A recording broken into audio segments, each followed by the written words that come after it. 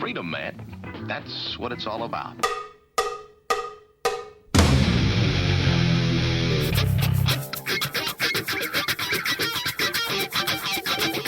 You've got to groove on freedom, like the good book says.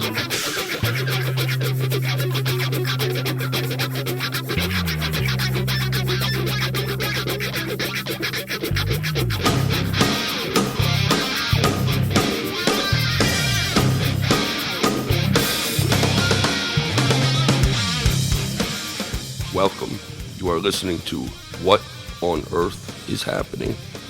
This show will discuss the topics of human consciousness, mind control, natural law, the occult, and all issues that affect the freedom of the people of Earth. What on Earth is Happening will endeavor to shine light upon the darkness of our world and to offer empowering solutions to the problems we face as humanity approaches its critical moment of choice. And now, here is your host, Mark Passio.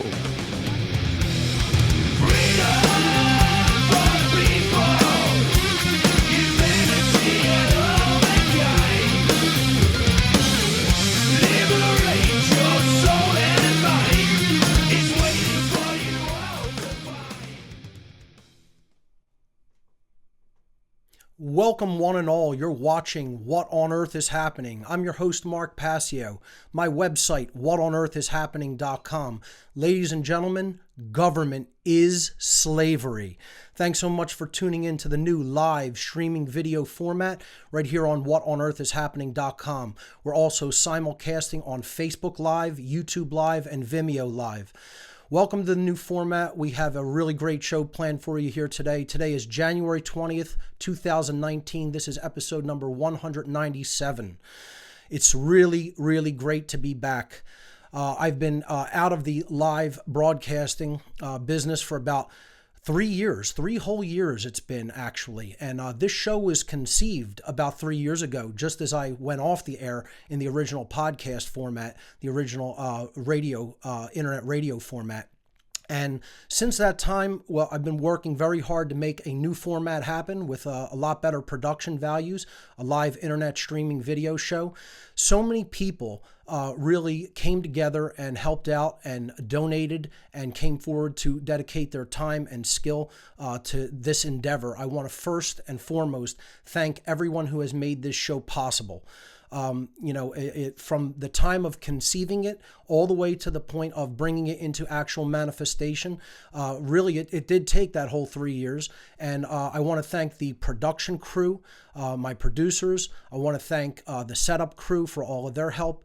I want to thank everyone who donated to make this new format possible. I want to, before we get into the material for today's show, I want to let everybody know how the new video format is set up. So as you can see, we have a beautiful new interface, kind of a dual window pane interface, where I'll be sitting down in that bottom left-hand corner. And then in the upper right-hand side, I'm going to be able to present anything that I want to show to the listening audience in there.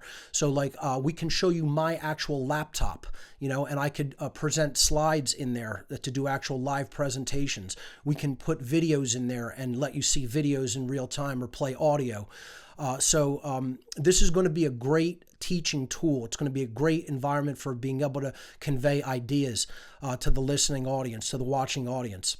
So this interface I kind of came up with back about 3 years ago, and at the time I didn't have a production staff to help me with actually broadcasting it, and having to sit there and produce while you're actually delivering content looks very awkward. So that's why it took a while to reach out and find people who were willing to come and help. And boy, the people who showed up, I mean, they are absolutely invaluable, and I want to just thank them from the bottom of my heart for making this possible once again. So Basically, I want to go over a couple of quick introductory items. I want to let everybody know that I'll be speaking at Acapulco 2019 again this year. I spoke there last year in 2018. It went really great. I had a presentation on the main stage, and I had a workshop there that went very successfully. If we can switch over to the laptop view, this is, of course, the whatonearthishappening.com website. And what's great about this video format is I could show you things live in real time, whereas before I had to kind of just describe them and then, let people go up there and figure it out for themselves. But now I could show you exactly what I'm talking about on the website. So right here, there's a banner about me being a speaker at Acapulco 2019. So I'm going to click on that. Actually, I already did. I have it up in another tab. And this is the Acapulco website. You can check out all about the conference there. And there's a speaker page. Here's my speaker bio that's up there with many, many other speakers. I mean, so many great speakers going to be at this event this year. This is my page right here. You can click that, the little info guide there, and you can read my bio. And also there is a page about my workshop here. It's called Demystifying the Occult Revisited, Initiation into the Mysteries. This is actually going to be taking place right before the main Acapulco conference on February 13th. So if you click into the website, the Acapulco website through this banner, you can get tickets right there. It'll take you right to the tickets page, and tickets for my workshop are available right on the via the Get Tickets button at the top right-hand side right here on the workshop page.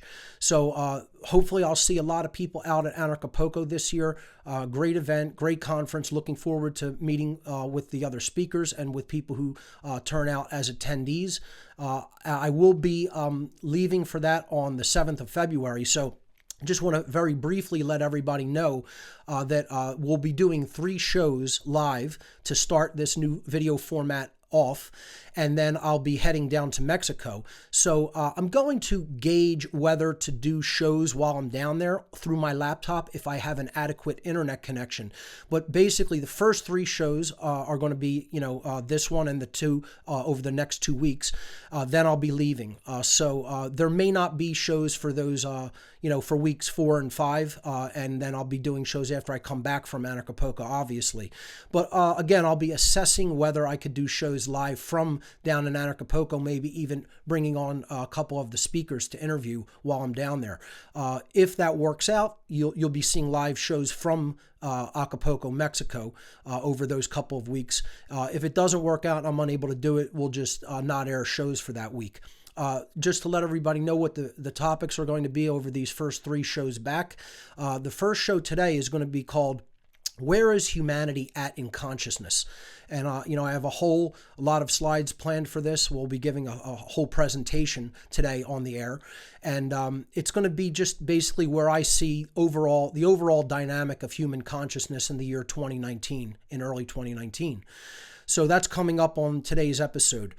Next week's episode, I'm going to be getting into what prompted my hiatus from live broadcasting and what I've been doing in the interim, in the 3-year interim since I've been broadcasting live on the internet. So it's going to be, next week's show is going to focus largely on me and the issues that went on during the hiatus and the projects that I did while I wasn't broadcasting live on the internet airwaves. And I think people will find that pretty interesting. A lot of people have been asking me a lot about that. So we'll be going into that in detail next week.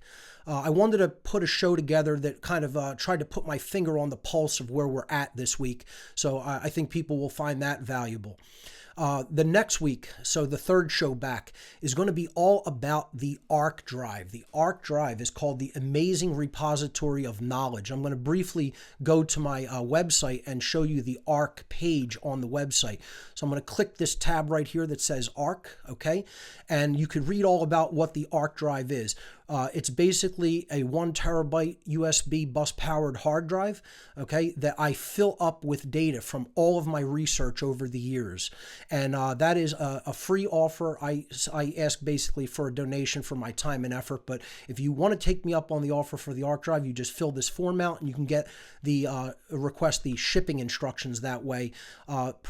Pretty stringent shipping instructions for very valid reasons, which I'll get into on the show that I do that is all going to be about the arc. The third show back is going to be about why this is so important, how this fills in a lot of the gaps and fills in a lot of the blanks and puts a lot of the puzzle pieces together for people and can help them to come to a level of completeness in their understanding, because there's a lot of gaps in people's understanding. There's a lot of gaps in their knowledge base about what is really taking place in our world, and that's why they're not going all the way. That's why they're not getting the true, full, holistic picture. And that's what I think the arc drive can help to do in a very, very significant way. At least the people who have taken me up on the offer have said it has really helped them, plug basic holes in their worldview picture and help them to understand much more fully what is really taking place around us. So that's going to be the third show back. And then we'll be getting into deeper material. We'll be going into much deeper into issues related with the occult and related with mind control and with human consciousness and how to really change it for the better. That's what this show has always been about, as we'll be seeing as we go deeper into today's show. So I think that covers the basis for basically what I wanted to get into regarding any kind of announcements and preparation. So I think we're set to just jump into the material for today's broadcast, okay? So I'm going to start the presentation slides. We can cut back to the laptop. And of course, this is the new live streaming video format for What on Earth is Happening. Again, people have to be aware that this is most certainly a continuation of the former podcast series, okay? So today is going to sort of be like a reintroduction to the show and what I do here. And it's going to be more about like where I see humanity at and headed, okay? And what we have to really do and do within ourselves to really create much more positive and lasting change if we want to see that happen in the world, because we have a long way to go and a lot of work to do on our personal spiritual journey and on our journey to end slavery on this planet and create a society based in voluntary interaction and true human freedom. So one of the things I also don't want to forget is that we are going to take calls on this subject matter and really anything else that the viewing audience wants to discuss. You can actually go to whatonearthishappening.com/show if you're not already there and click on the call-in link at the bottom of that page. And basically that call-in link will take you into a Discord call-in room, a chat room. Basically, Discord is like Skype on steroids. That's how I kind of describe it. It's a chat application that was originally introduced for gamers to chat back and forth while they're playing video games, but it kind of evolved into a lot more than that, where you can set up live chat servers and voice rooms. So that's basically what I did. I set up a call-in room, and basically you can read the instructions when you get into that room, and basically that's how you're going to call in. What this is different, how this is different from how I used to take calls in the past, is it doesn't require any calling through a phone. So no international calling required if you're calling from another country. You don't have to rack up tolls to call into the show. This is all done just through, voice over the internet. So really efficient way of doing it. I think people will find it really that it works very well when they try it out. I highly recommend to use the actual Discord app. You can get that from discordapp.com. So that being said, we're going to jump into the topic, which is, what is the state of humanity? Where are we at in human consciousness? Okay. So, we're talking about the overall masses of people in the aggregate now. Okay. We're not talking just about individuals. We're talking about how the individuals come together to form what you might call a mass mind. Where is the mass consciousness of humanity at? Okay. Now, 3 years have passed since I've really commented on this in a big way, at least in a live format. I've done many interviews in that downtime. I've done some presentations in that downtime. But really, I think that my take on human consciousness has been sorely missing. I think there's a lot of shows out there that don't hit upon what really is going on beneath the surface. They cover the 3D world aspects of things, They cover, the political and the financial machinations. They, cover the effects, as I like to say, the realm of effects, the plane of effects. See, what we do here is a little bit differently, and we get into the causal factors. That's what sets what on earth is happening apart. If we switch back to the presentation slides, what we're really talking about is on an individual level, where is most people's mindset at, okay, in the aggregate? See, because the individuals comprise the whole, so if we change ourselves, then we're going to be contributing to a change on a mass scale. And here's the problem. This is the problem with humanity, where we're at, where we've been at. I think it's getting worse and not better. I think, 10, 12 years ago, when I first started this endeavor, I started this about 11 going on 12 years ago now, publicly anyway. I think we were in a better position, quite frankly. I think individual consciousness was in an actual better position compared to where it is today. And I'm going to get into the reasons for that. Okay. We have to understand that most people are in a place where they want change to occur on the external level, in the realm of external manifestation, but they don't really want to change who they are, how they think, how they behave. They think they're quite okay, just the way that they are in most cases. And, the New Age and spiritual communities are often too quick to tell them, oh, you're fine, you're perfect just the way you are, okay? But yet, that's not really the case. We have a lot of personal growing and personal shadow work to do upon ourselves. And many people are loath to do that internal work, especially in the so-called truth and freedom movement. You see a lot of people who, they want to see the change happen on the external level, but they don't want to work upon themselves to make that change happen because they don't really understand the first principle of natural law, which is the principle of mentalism. Everything is ultimately mental. And then the second principle, this principle of correspondence, is that which is below is like to that which is above, and that which is above is like to that which is below. So as we change things on an individual level, we are helping to change things on the aggregate or the collective level. And this is what a lot of people in the so-called freedom movement, which I say there is no real freedom movement, there's only a my freedom movement, people wanting different levels of freedom just for their own selfish gain and personal interest. But on a mass scale, as far as humanity goes and ending human slavery, there's very little in the way of an actual freedom movement still to this day, unfortunately. And, people have to understand that the real change has to happen inwardly. That's where this battle really is at. It's in changing your own consciousness. It's in changing your own awareness, your own understanding of what the real causal factors are. So moving to the next slide, unfortunately, people, this is what I actually think of the human condition. This is where humanity is really at as an overall condition in the aggregate sense. And I know people will say, oh, Mark, you're so negative. It's such a condescending way of looking at humanity. But unfortunately, it's exactly true. Okay. And, people will say, oh, this is going to turn people off. So I'm doing it at the very beginning of the new broadcast. I'm trying to explain to people and show to people that I don't really care what anybody thinks about the information that I'm presenting. Okay. I'm not interested in the human reaction to what I'm saying, because if you're just reacting to what I say, you're not paying attention and listening to whether the information that I'm telling people is actually true or not, which is all that ultimately matters. So this is part of falling prey or falling victim to what I call emotional mind control, which I want to see. A lot of people are like, just address people in a more gentle way. It's probably never going to happen with me, folks. This is probably about as gentle as you're ever going to see me get. Okay, I am not here to be gentle with people and be their friends. I've said it endlessly, an infinite number of times. I'm here to speak harsh reality and tell people the absolute bitter truth about what is really going on this planet. I'm not here to hold people by the hand, pat them on the back, say how great of a job they're doing when slavery is continuing and growing worse.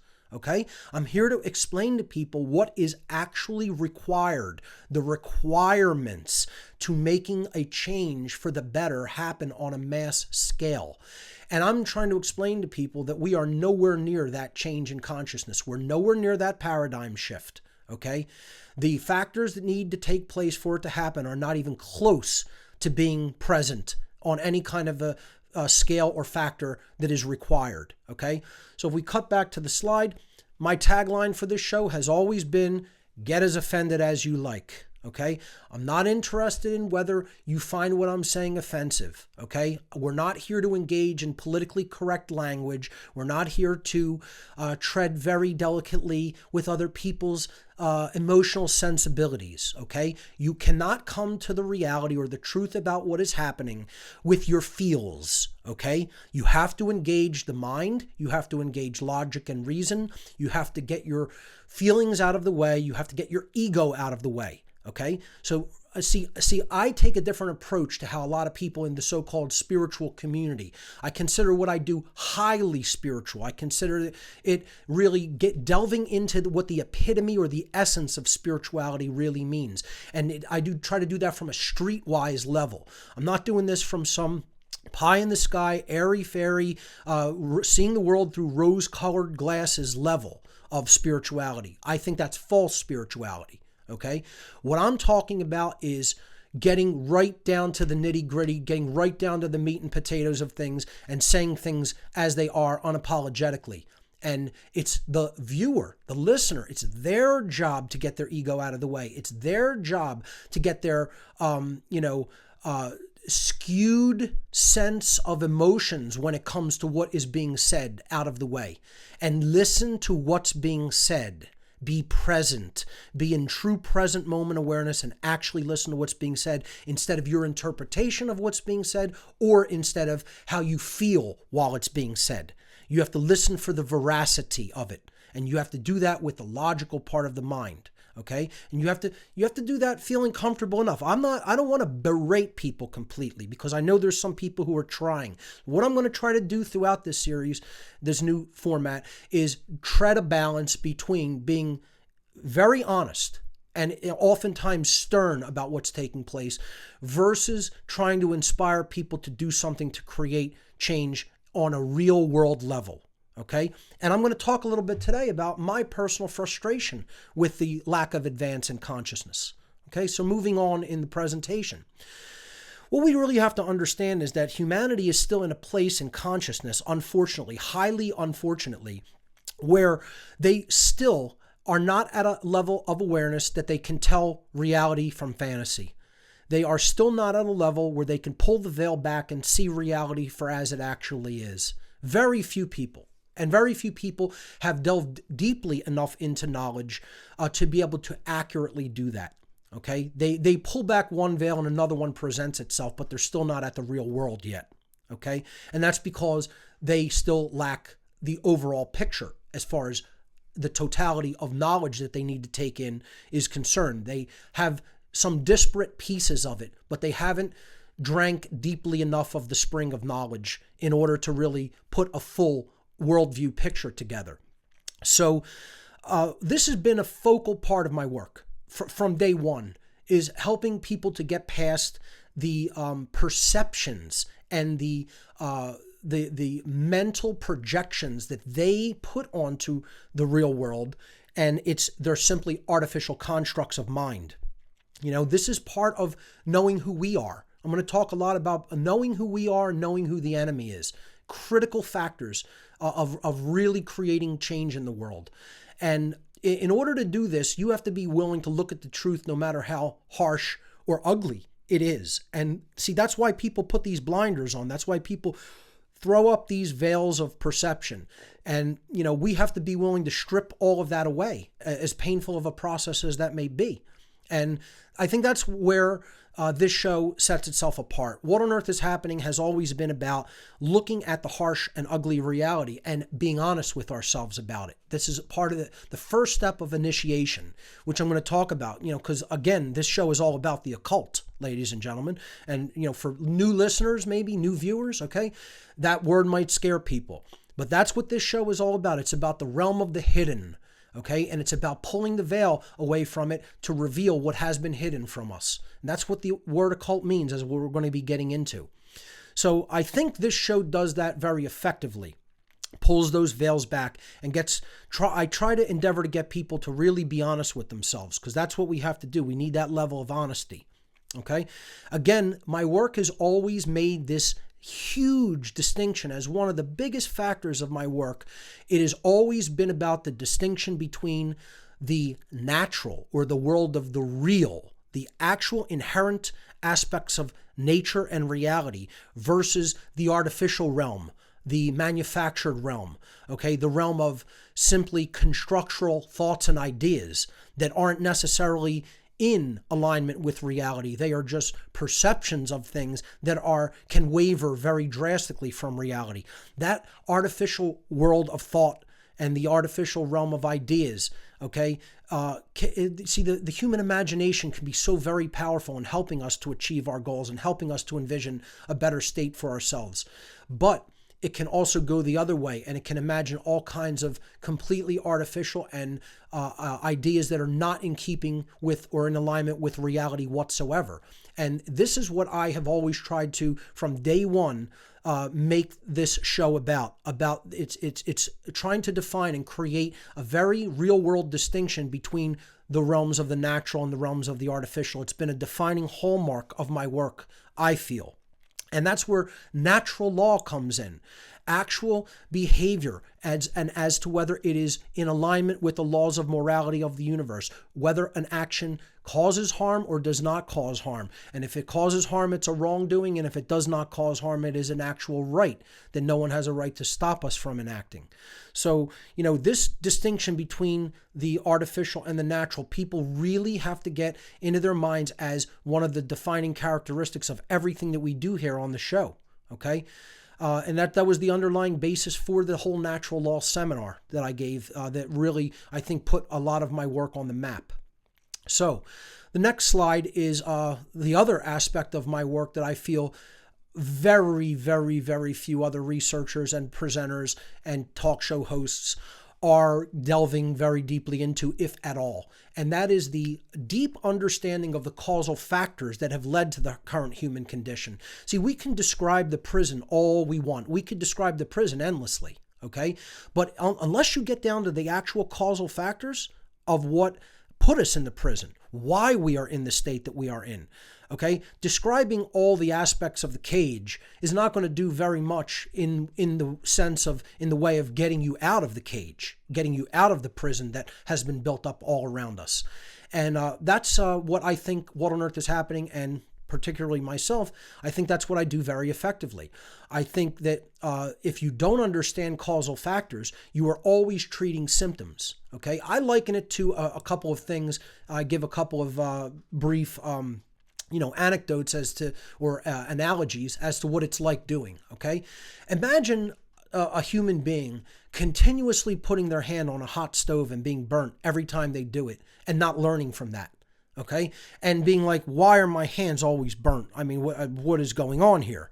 And they don't understand, well, that's the causal connection. You put your hand on the hot burner, it's going to burn. It doesn't matter whether you believe that that's what's going to happen. It doesn't matter whether you want it to happen or not. It's a natural effect, driven by the cause of you deciding to put your hand on the burner. Okay. And unfortunately, what humanity has become, I don't believe it's what humanity is from their nature level, from the actual underlying inherent aspects of the being, the individual human beings that comprise humanity. It's not our nature, but it is the condition of humanity that we have become sort of a retarded species.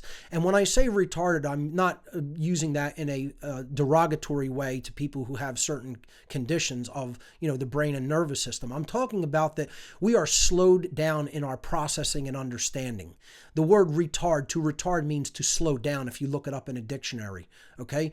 So to become retarded is to have become slowed down in our uptake, in our understanding of what the causal factors of reality are.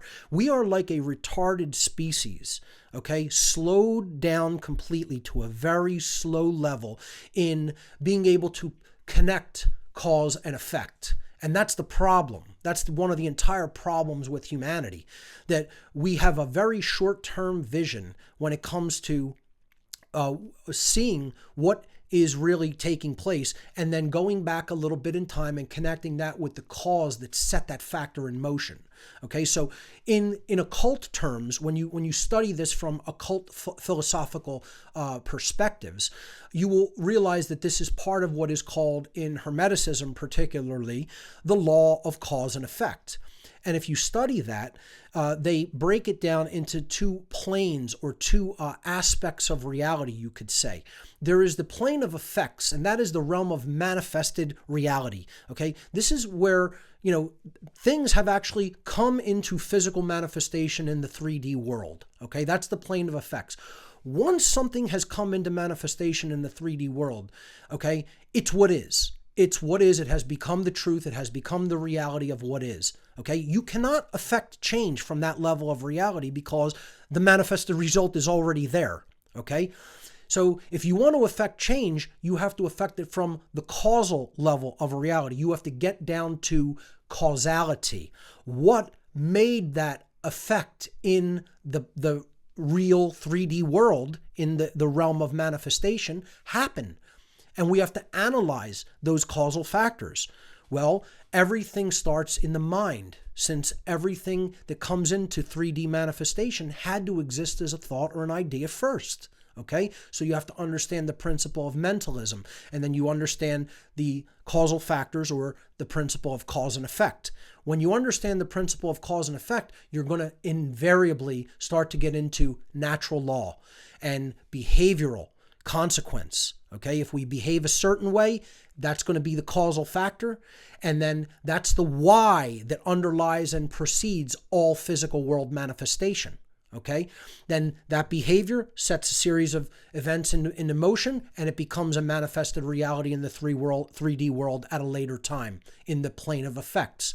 See, we're stuck as a species in the plane of effects. We think we're going to rearrange all the deck chairs on the Titanic and somehow stop the ship from sinking, when what we need to do is back up and prevent it from hitting the iceberg. Okay, this is the whole entire problem with the way humanity thinks. Okay, we think we're going to do something in this 3D manifested reality realm of things that have already happened without changing who we are in our mind and in our heart.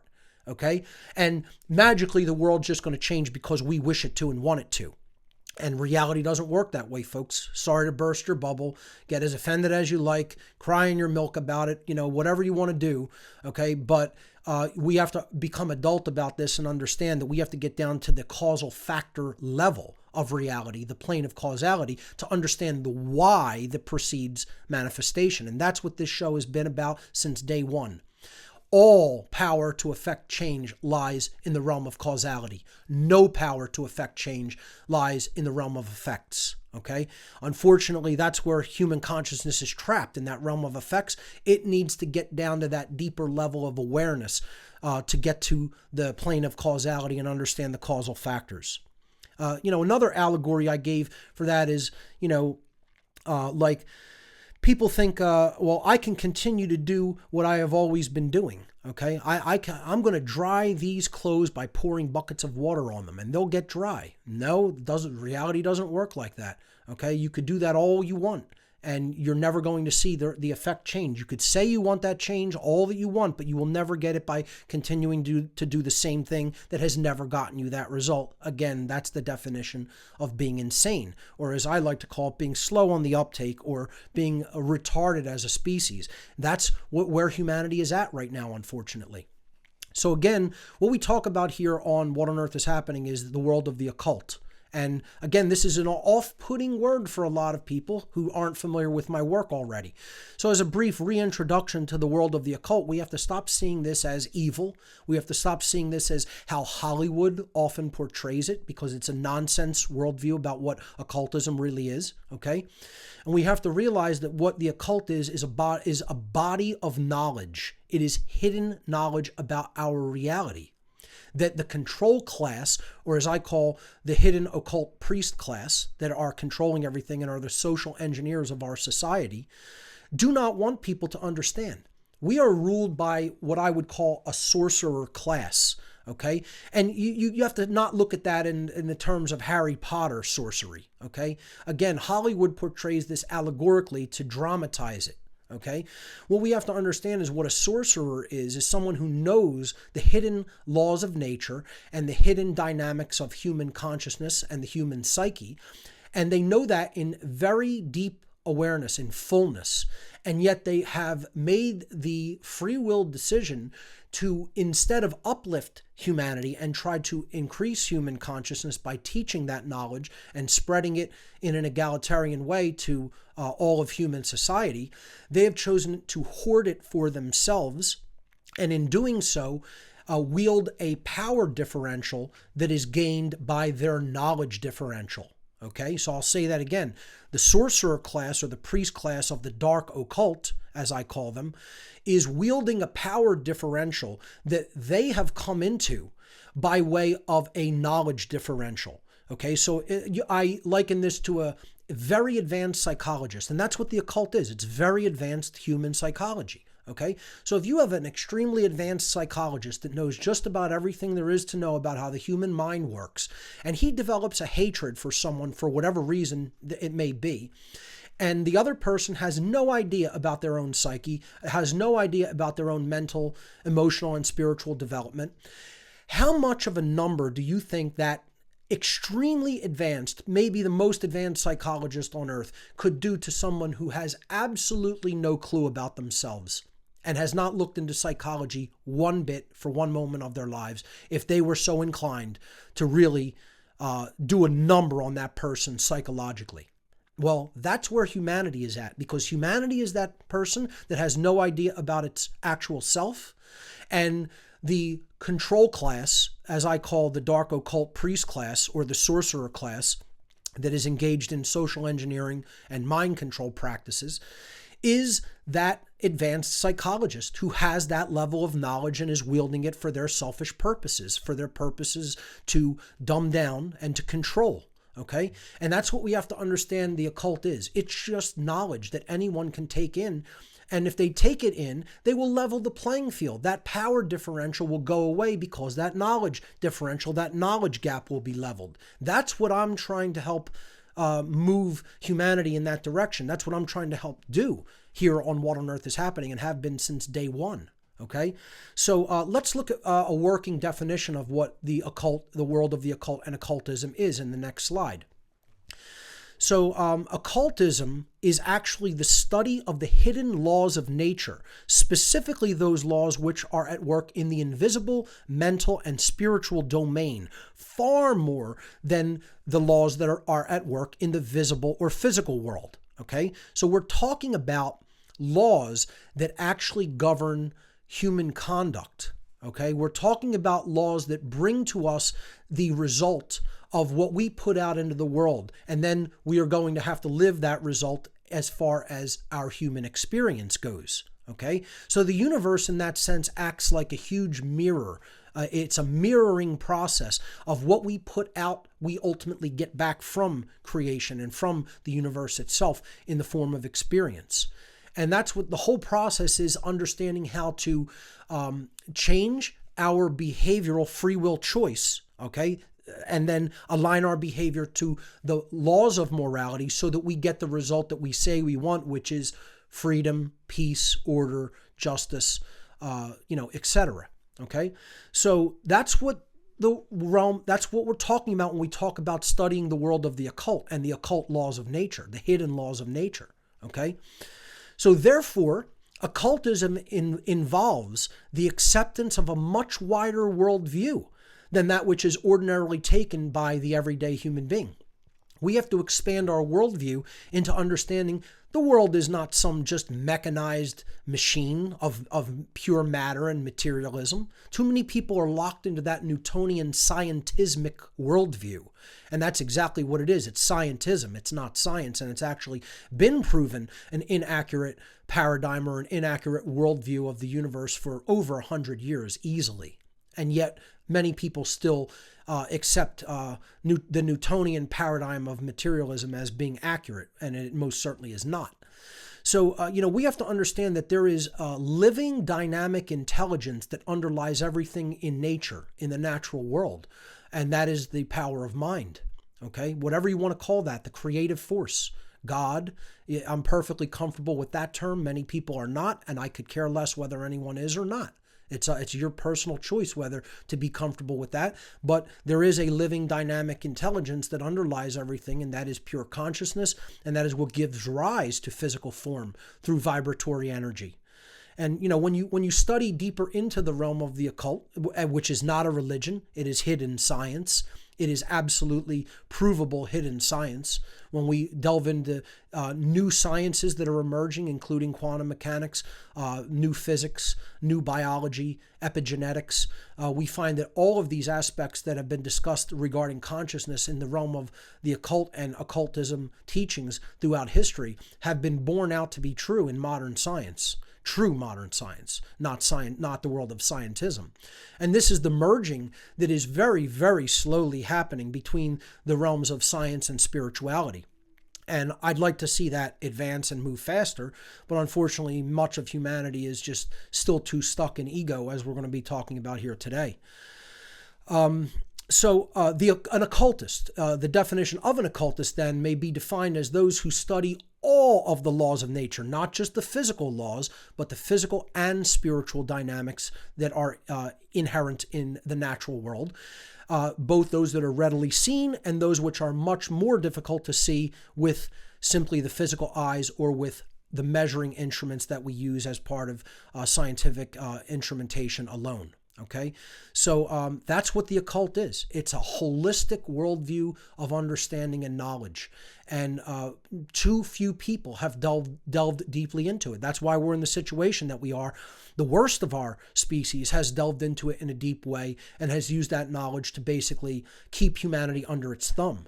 And what I'm attempting to do is to inspire people to become what I call de-occultists. See, as long as the realm of the occult, the realm of hidden knowledge and hidden science and hidden psychology remains hidden, as long as it remains occulted. Again, the word occult comes from the Latin occultare, which means to hide or to conceal. Okay, as long as it stays hidden, slavery is going to continue. We're not going to have any kind of a paradigm shift in consciousness that leads to true human freedom as long as the occult remains the occult.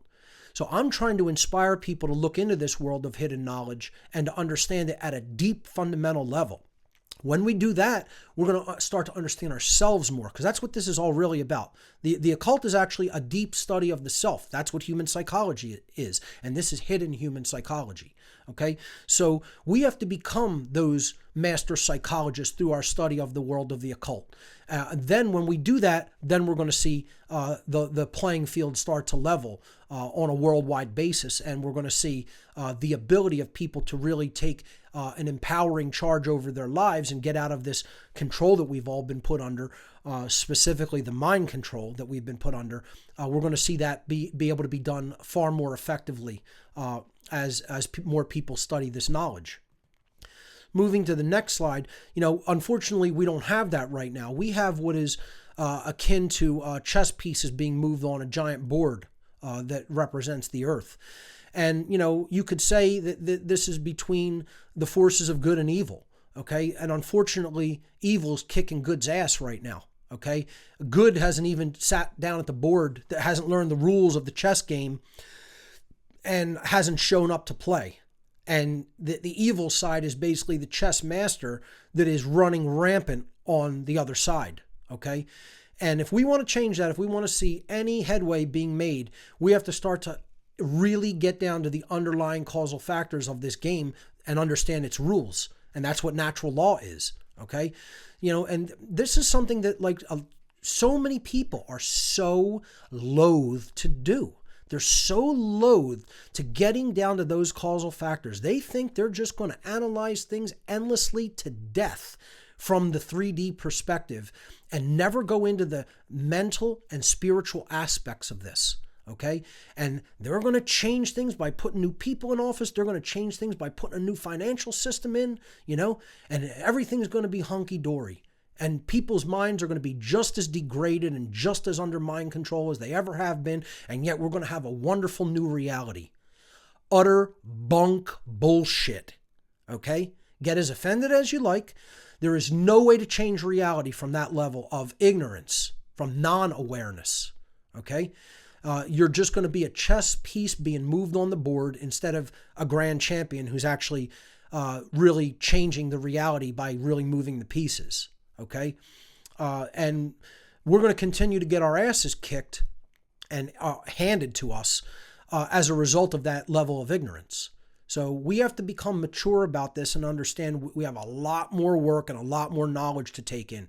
And again, that's why I'm going to keep reemphasizing on this show, okay? Go back to all my former podcasts, okay? Listen to them all 196 of them that precede this one in order, okay? You need to do that to get the big picture, to get the worldview picture established that you need to understand material going forward. Okay, there are prerequisites for the knowledge I'm going to be talking about, and they're in the podcast. whatonearthishappening.com/podcast, or just hit the podcast tab or the podcast button on the left-hand side of the site. Okay, and that's going to take time and attention. These are the spiritual currencies. I find that most people who really lay hard into my work and say, I don't like Passio, I don't like what he does, this and that, they haven't listened to the material in its fullness. They've listened to bits and pieces on YouTube. Okay. And if you do that, you are not going to understand what I'm really talking about. Okay. I'm trying to explain to you, you go to YouTube and listen to some Mark Passio videos, you'll get a tiny bit of what I say, but you are not going to understand the totality of the picture. You're going to get the totality of the picture from my podcast series, the audio and the associated images and documents that go with the podcast audio series. You can get that on my gifts area of the website, the podcast flash drive, which I make available, which has all 196 episodes with all of the images and documents that go along with it on one flash drive. Okay, so you can get that on the gifts area.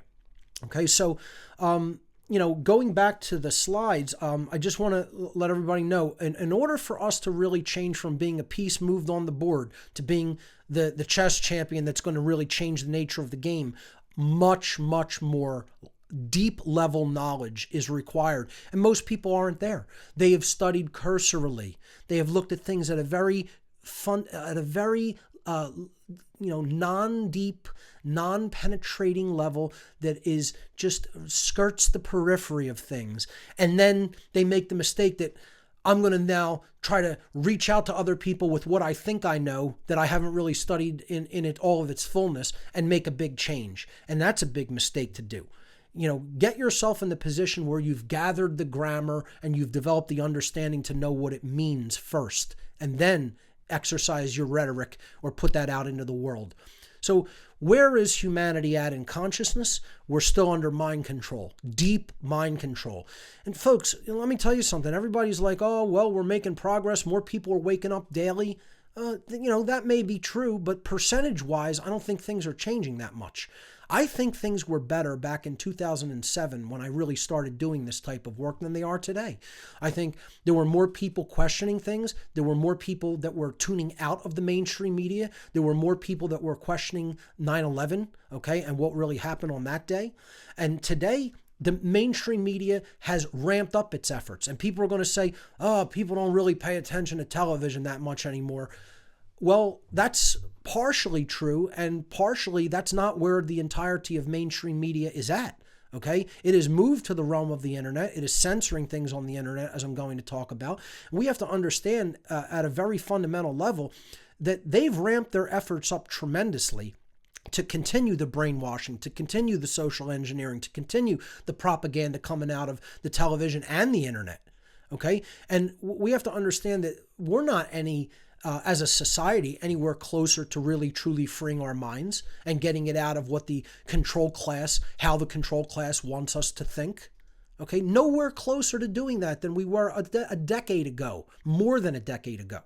I think we were in a better position then. Technology has advanced, the reach of media through the internet has advanced, and most people are still connected, their minds are still connected to these sorcerers' worldview, okay? And they have us on their strings like puppets. And we have to break those chains. We have to break that connection, okay? Shut off that signal and delve really into powerful works that can help us to understand deep moral philosophy. Okay? We have to understand natural law at a far deeper level. There's so many moral relativists. The amount of moral relativism is mind-numbing. It's spiritual cancer, as I like to call moral relativism. So many people think, oh, we get to make up what right and wrong are, and it's perfectly fine if something's perfectly okay to do in one place, and in another place you could be thrown in a cage for doing the same behavior. I mean, this is utter, sheer nonsense that people have to get their heads out of the muck and believe that we make up rights, human beings make up rights. This is what actual people in the so-called freedom movement believe. And they think they're going to free themselves up as a result of continuing to think in the gutter. It's spiritual gutter cancer, okay? You might as well go lay in a sewer, okay, rather than think like that. Because that's exactly what it is the equivalent of doing, okay? And who continues to propagate this worldview? The media, the so-called mainstream media, the established media that are the enforcement arm in the mental sense of the sorcerer control class. That's what's depicted here by there's this one hand controlling the media talking head, and then he's controlling everybody else like a puppet. But that sorcerer that you don't see is behind the scenes, who's really, really directing what's going on to get that information, that poisonous information out there to the public. And, look, so many people still don't get this. There are people who are going to be listening today that are like, yeah, we get this, Mark. Not a lot of people really get this in society. Most people still trust the media, okay? We're not, we are not as advanced as we think we are because a lot of us talk to each other about this. So many people believe that the media is doing their best to try to bring the truth to us. I was actually in a pub with a friend, and we got into a discussion about whether people are waking up or not.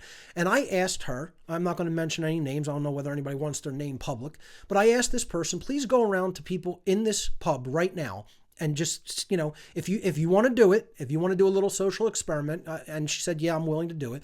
So just ask them, do you think the people who are members of the mainstream media are really doing their best to try to bring truth to the American public by their broadcasts and what they put on the air? She went around to everybody in this pub, and every person said, yes, they believe that they are trying to do their best to get the word out about what's really going on to the American public. Can you believe it? That's where we're at in consciousness. That's exactly where humanity is at in consciousness. If you don't think so, you are exercising a skewed perspective because you know that that's not really true. And most of the friends that you hang out with know that it's true, that it's not true. Okay? So we have to stop trying to ascribe our level of consciousness to other people or to the bulk of humanity. Okay? Because we're never going to be able to put our thumb accurately on the pulse of where humanity is really at and be honest with ourselves and have an accurate understanding. If we're going to gauge this dynamic by how we ourselves, who already understand a little bit about what's going on in the world, and our friends, our circle of friends that we choose to be around, currently think. Because we're either all the way awoken or partially awoken. And, the average body of humanity is nowhere near that state of consciousness. And that's what the great work is to do, is to help to wake those people up. Okay, it's not just about waking ourselves up and helping our own consciousness and our own condition, but it's about reaching out to other people with knowledge and helping them to understand what we have come to understand. And we do that most effectively when we gather that knowledge in its complete form. So, what's happening now is as a small group of people are waking up in the aggregate sense, and they are basically positioning themselves as potential mavens to reach out to other people and to help change their consciousness through what they put out on social media and on video sharing sites and on websites in general. We are seeing a pushback by the established mainstream media and the established technological giants in the tech sector. We're seeing an effort to censor the free flow of truth. And this is a very dangerous game that's being played, folks. Okay? And look, I don't care why people think they're doing it for political reasons or to silence Trump supporters or whatever, to silence people who want to, buy into this left-right nonsense worldview that I'm going to talk about, okay? I could care less about the political aspects of it, okay? Because it's all bunk nonsense. Politics is slavery. Government is slavery, okay? We need to stop euphemizing it and call it what it is, human slavery, okay? So people need to know right up front, for people who may be new listeners to the show, I support no politicians. I support no aspects of government. I am a radical spiritual anarchist. And anarchy means no masters, no slaves. I am against the dynamic of slavery in all of its forms because slavery is an abomination unto creation. I stand for free will above all else. And I stand for free will in alignment with the laws of morality, of creation, which is what natural law is. Okay? That's what spiritual anarchy is all about. Okay? Natural law-based spiritual anarchy. That's the natural condition of humanity, not the artificially inspired condition of government slavery that we are put in through completely erroneous dogmatic worldviews and beliefs. Okay? So what's happening right now is to try to suppress and keep a lid on top of the emerging worldview of true spiritual anarchy. And not just that, just even like anything that conflicts with the established power hierarchies, political power and worldview that they want to propagate out to the world.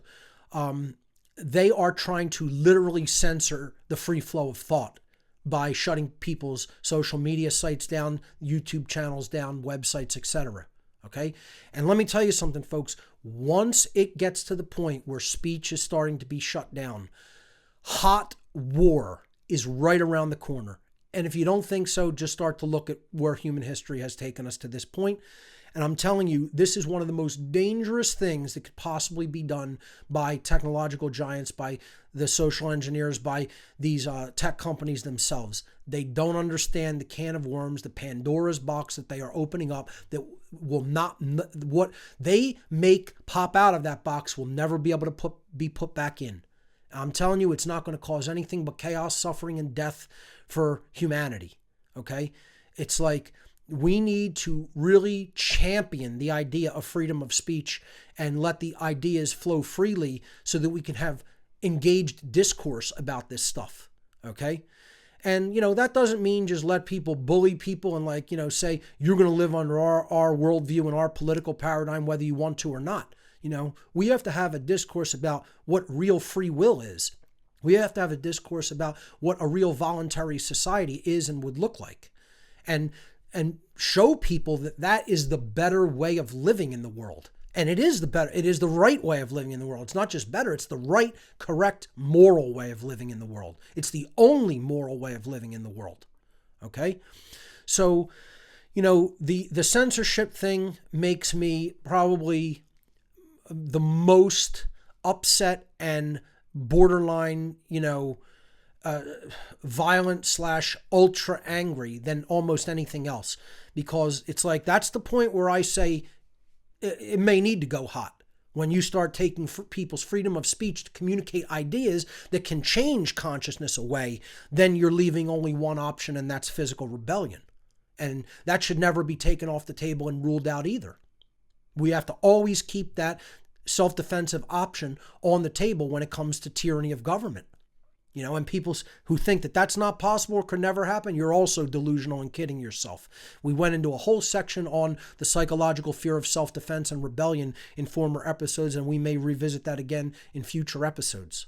But let me tell you something. One thing I do know is the thing that's going to bring that negative eventuality, which I'm trying to avoid by explaining to people how you can do this in consciousness, okay, and how you could do this in your care-based emotions for truth. Okay, your care for truth, and then getting that out there to other people. That's one of the highest forms of love that you can put out into the world. Okay, but if it's not done that way, and we make it impossible, and technology and the people who are controlling that, and the people who are in the mainstream media and the people who control them try to make that change impossible?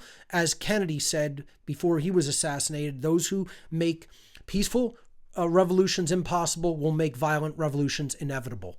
And that's what I absolutely see as a potentiality if this censorship continues and grows worse. So, the people who want to open up that can of worms, I'm telling you, it's not going to end well, and we have to really push back against that by putting more speech out there. And one of the best ways we could do this is to become technologically literate. We have to understand how technology works. Far too few people can do anything like what we're doing here on the airwaves today. Far too few people understand how to even make their own web page. The internet used to be an eclectic grouping of web pages with all different worldviews. And now it got compressed and compressed and compressed where we're herded into what is referred to now as internet ghettos. Okay, where we're fighting with, other strangers and trying to convince them of, that they should think like us instead of just putting the information out there. I want a lot of people to just put information out there into the world. Publish your findings and your understanding. That's what people who engage in science do. You do your experimentation, you formulate a hypothesis, you do your experimentation, and then you publish your results. Okay, this is what we need. We need more internet publishing. Okay, we need to become our own content creators. If you don't like the way somebody else is doing something, don't complain about it. Go do something yourself. And you need technical competency in order to do that. And that's the problem with the so-called freedom movement. We have too many armchair quarterbacks. We have too many backseat drivers. We don't have enough actual content creators doing the great work themselves. Stop doing this, start doing this. What are you going to do about it? How are you going to help make that change happen? Become technologically literate and get your voice out to thousands or millions of people. And the way to do that is to understand how to publish on the internet. All right. So I'm going to be doing a whole series on that called How to Become the New Media. It might be a webinar series separate from the What on Earth is Happening video broadcast. We're going to see how we're going to work that in future, in the future. But I have a whole seminar plan called How to Become the New Media, where I'm going to teach people software. I'm going to teach people how to do stuff like this. Okay. And, when you become technically competent, then the power of publishing, the power of, creatively getting your ideas out there to other people is entirely in your hands. Okay. I look at Facebook and YouTube as like, these are canvases that these people have handed you and said, as soon as you paint something on the canvas that we don't like, we're going to pull the canvas away from you. Okay. A website is a little bit different than that. Your personal website or your personal domain, it's your canvas. You're paying for the service. You could publish, essentially whatever you want up there, and nobody has any say about what content is published there. Okay. So, it's a lot freer of a vehicle of expression when you know how to publish yourself on your own website. That's what I would love to see a lot more of rather than the Facebook commandos that I'm going to talk about. Okay. So another deep aspect of my work that I want to reemphasize, I'm going to be getting into, and that is to know the self and know the enemy. And the other is going to be, what is the process of initiation? Okay. So this is a quote from Sun Tzu's book, The Art of War. He said, if you know the enemy and know yourself, you need not fear the result of 100 battles. If you know yourself, but not the enemy, for every victory gained, you will also suffer a defeat. If you know neither the enemy nor yourself, you will succumb in every battle. Brilliant words, regardless of what you think of the individual who wrote them, regardless of what you think the purpose of what the writing was about. That's not what I'm here to discuss in this slide. I'm discussing the idea of that real victory in any battle, particularly a spiritual battle that we are engaged in now, comes from deep knowledge of who we are and deep knowledge of the factors that we are up against.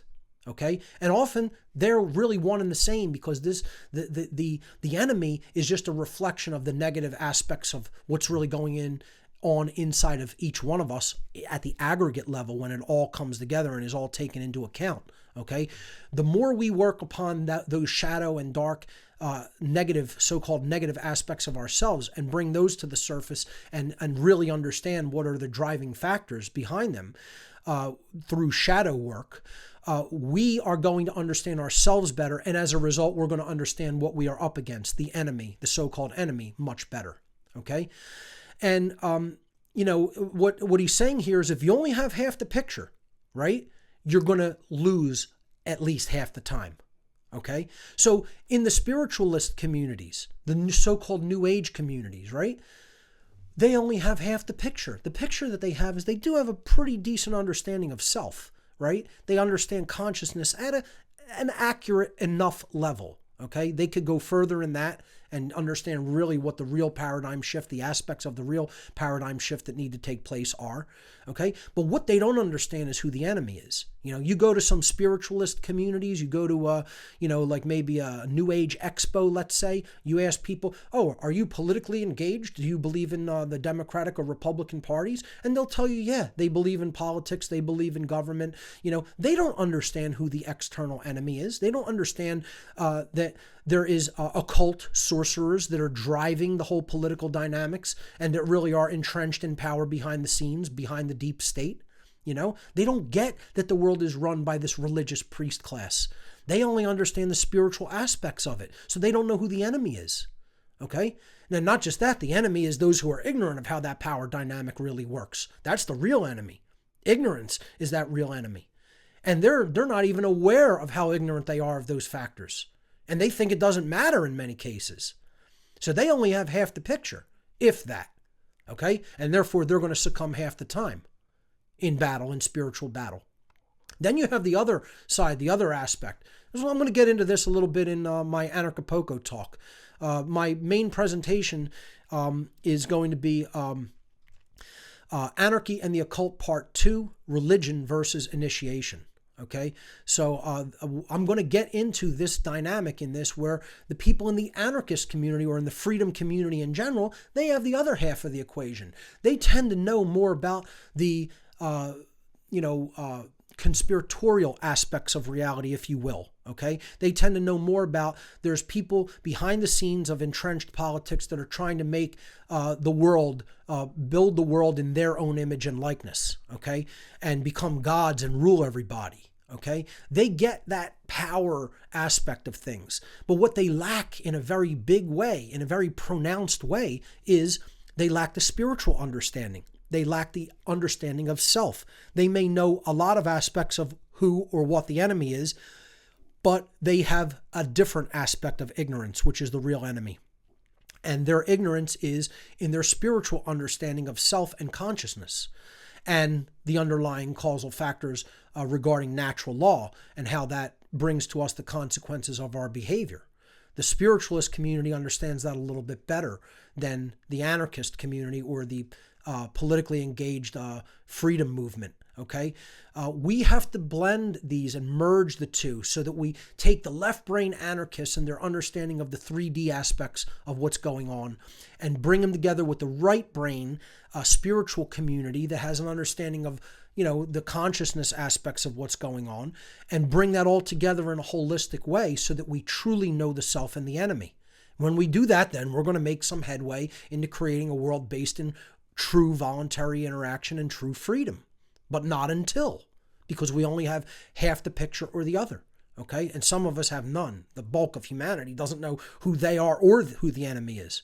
Okay, I'm only talking about the halfway awakened, collective groups that have somehow taken a collective identity and called themselves, anarchists or the freedom movement or the spiritualist movement or the New Age community, etc. Okay, halfway in their understanding at the very best, and that's not going to get it done. It's never going to get it done. Okay, so again, this is part of what the ARC helps with. This is part of what my podcast series helps with. And, obviously I'm not the be all and end of it. You got to research all these other researchers that I point people toward, and develop a very eclectic, holistic understanding from eclectic knowledge, eclectic sources. That's what the key to effective research and understanding is all about. So moving on to the next slide, another hallmark of this understanding that we have to develop and the process that we have to go through to get there is another thing that this whole What on Earth is Happening series of information really focuses on as a central theme, and that is actually initiating ourselves into deeper levels of knowledge. Okay, what I call here on this slide occult initiation, or truly beginning the spiritual journey. Initiation just means starting something. You've initiated it, you've put it forth, you've set it into motion in the world. You have started, you have begun. One of the things that I told people in the past from my work in the dark occult, again, for people who do not know that background, my personal background, I was involved with some of these sorcerers, with some of these mind controllers, with some of these Satanists and dark occultists, okay, who are really running the show behind the scenes in the true entrenched aspects of power, not the visible ones that they let you see on the TV screen, okay? And during my time with them, one of the phrases that they called humanity, in addition to referring to humanity as simply the dead, yes, that is what they called people. They don't call them the masses, the sheep, the hordes of humanity. They refer to human beings as the dead, is one of the phrases that they use, believe it or not. Okay? And as horrible as that may seem, it is largely accurate, because they see consciousness as a threefold manifestation of our thoughts, our emotions, and our actions. And if you aren't building an ability to think, okay, then, and you're dwelling in total ignorance, well, the thought aspect of consciousness is largely destroyed or inactive. And if you're not truly feeling from a heart-based level, and understanding, that what we are doing or not doing is actually affecting other people in their lives and creating suffering, then you're not really using your emotions to care enough about the truth and what's going on, and so you're dead at a heart level. And certainly most of the people who engage in the dynamics of ignorance and apathy like that aren't doing anything to create real world change.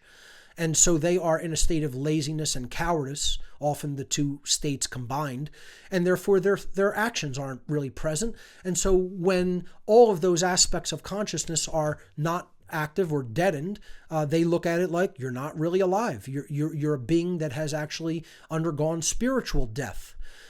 So they call them the dead. That is their actual rationale. We're not doing anything to actual people. These aren't even people. These are dead. They're dead husks. They're shells, that had the potential for the development of a soul, but didn't utilize any of that potential and have just let themselves wither and die before they've physically died. Folks, I wish I could say it weren't true. I wish I could say, when I heard their rationale for this, I couldn't just go, you're completely and utterly wrong. That's not humanity. That's not where we're at. Because it is where we're at. And what the first step of initiation, as I'm going to talk about here, is don't lie to yourself. Be honest. Stop lying to yourself. This is why people hate my message in many cases. That's why they can't really hear what I'm saying. They hear the physical tones of my voice, but they can't really incorporate the understanding of it, because what I say, because it is dark and ugly, they feel it cannot be true. Okay? So they're not really looking for the veracity in the statement. They want to react emotionally, have a visceral emotional reaction, but not really hear what's being said. Okay? This is the state where humanity is really at, unfortunately. And I wish I could say different. But I don't want to blow smoke up your ass and lie to you. And that's why I don't lie to myself about it. Can it change? Yes. Possibility and potential is always there. Will it change? That's up to the human will. Okay? That's up to what will we do about it. And that's what I'm trying to inspire. So again, I'm trying to tread this medium, or, this, balance point between being honest with you, and that is ugly, versus saying, we're actually still today in a position where we can actually change this and do something about it. Otherwise, I wouldn't come back on the air. If I thought nothing could be done, I would just shut up and let the chips fall where they may. We can still drive this evolutionary progress forward if we engage ourselves and enact our will. Okay? So this is done through what I refer to as occult initiation. And these were it was a five-fold process. And this was done in conjunction with the five senses, and then the three elements of the trivium: knowledge, understanding, and wisdom, and then the four elements of the quadrivium, which was arithmetic, geometry, music, and astronomy, the quantifications of the atrivium, the ability to actually quantify knowledge and measure it and gauge it and filter it, etc., process it. So let's look at these steps of initiation. Very important. I'm going to be covering this in my workshop at Acapulco as well. The first step, stop lying. Now, this means stop lying to others, but first and foremost, above all other forms of lying, stop lying to yourself. You have to be honest with yourself about where you are and not be necessarily ashamed of that if it falls short of where you want to be and could be. And that's how you set a direction. You are honest with where you are at, okay? So let's say you have health to work upon. You know, you're not where you want to be physically. There's always the ability to say, here's where I'm at. I'm going to be honest, and I'm going to get to here. I'm going to work on that. Then you could say, I'm going to psychologically improve upon myself. And you have to know where you're at there and be honest with your assessment. And then you can move forward from that point. But you can't move forward from any point if you're lying to yourself, first and foremost. Okay? You can't tell the truth to others if you're lying to yourself. Okay? About where you are at and where humanity is at. And that's why a lot of the things I say on this show upset people. But that's where real care and love come in. You will say things that are upsetting to people if they are true. You will not hold back from the potential injury of their feelings to lie to them. This is what the mainstream media does. They want to talk to you in sweet, pleasant tones of their voice, dress all super professional in their three-piece suit, and then they're going to just absolutely lie. Every word that comes out of their mouth, tell you things that are not true, that are going to totally confuse you and bring you into a worldview that could never possibly lead to freedom. But they'll do it with the most pleasant tones of voice imaginable. Okay? What I'm here to do is shake you and take you out of that trance and say, it doesn't matter. Absolutely doesn't matter how someone says a message to you. That's emotional mind control if you think so.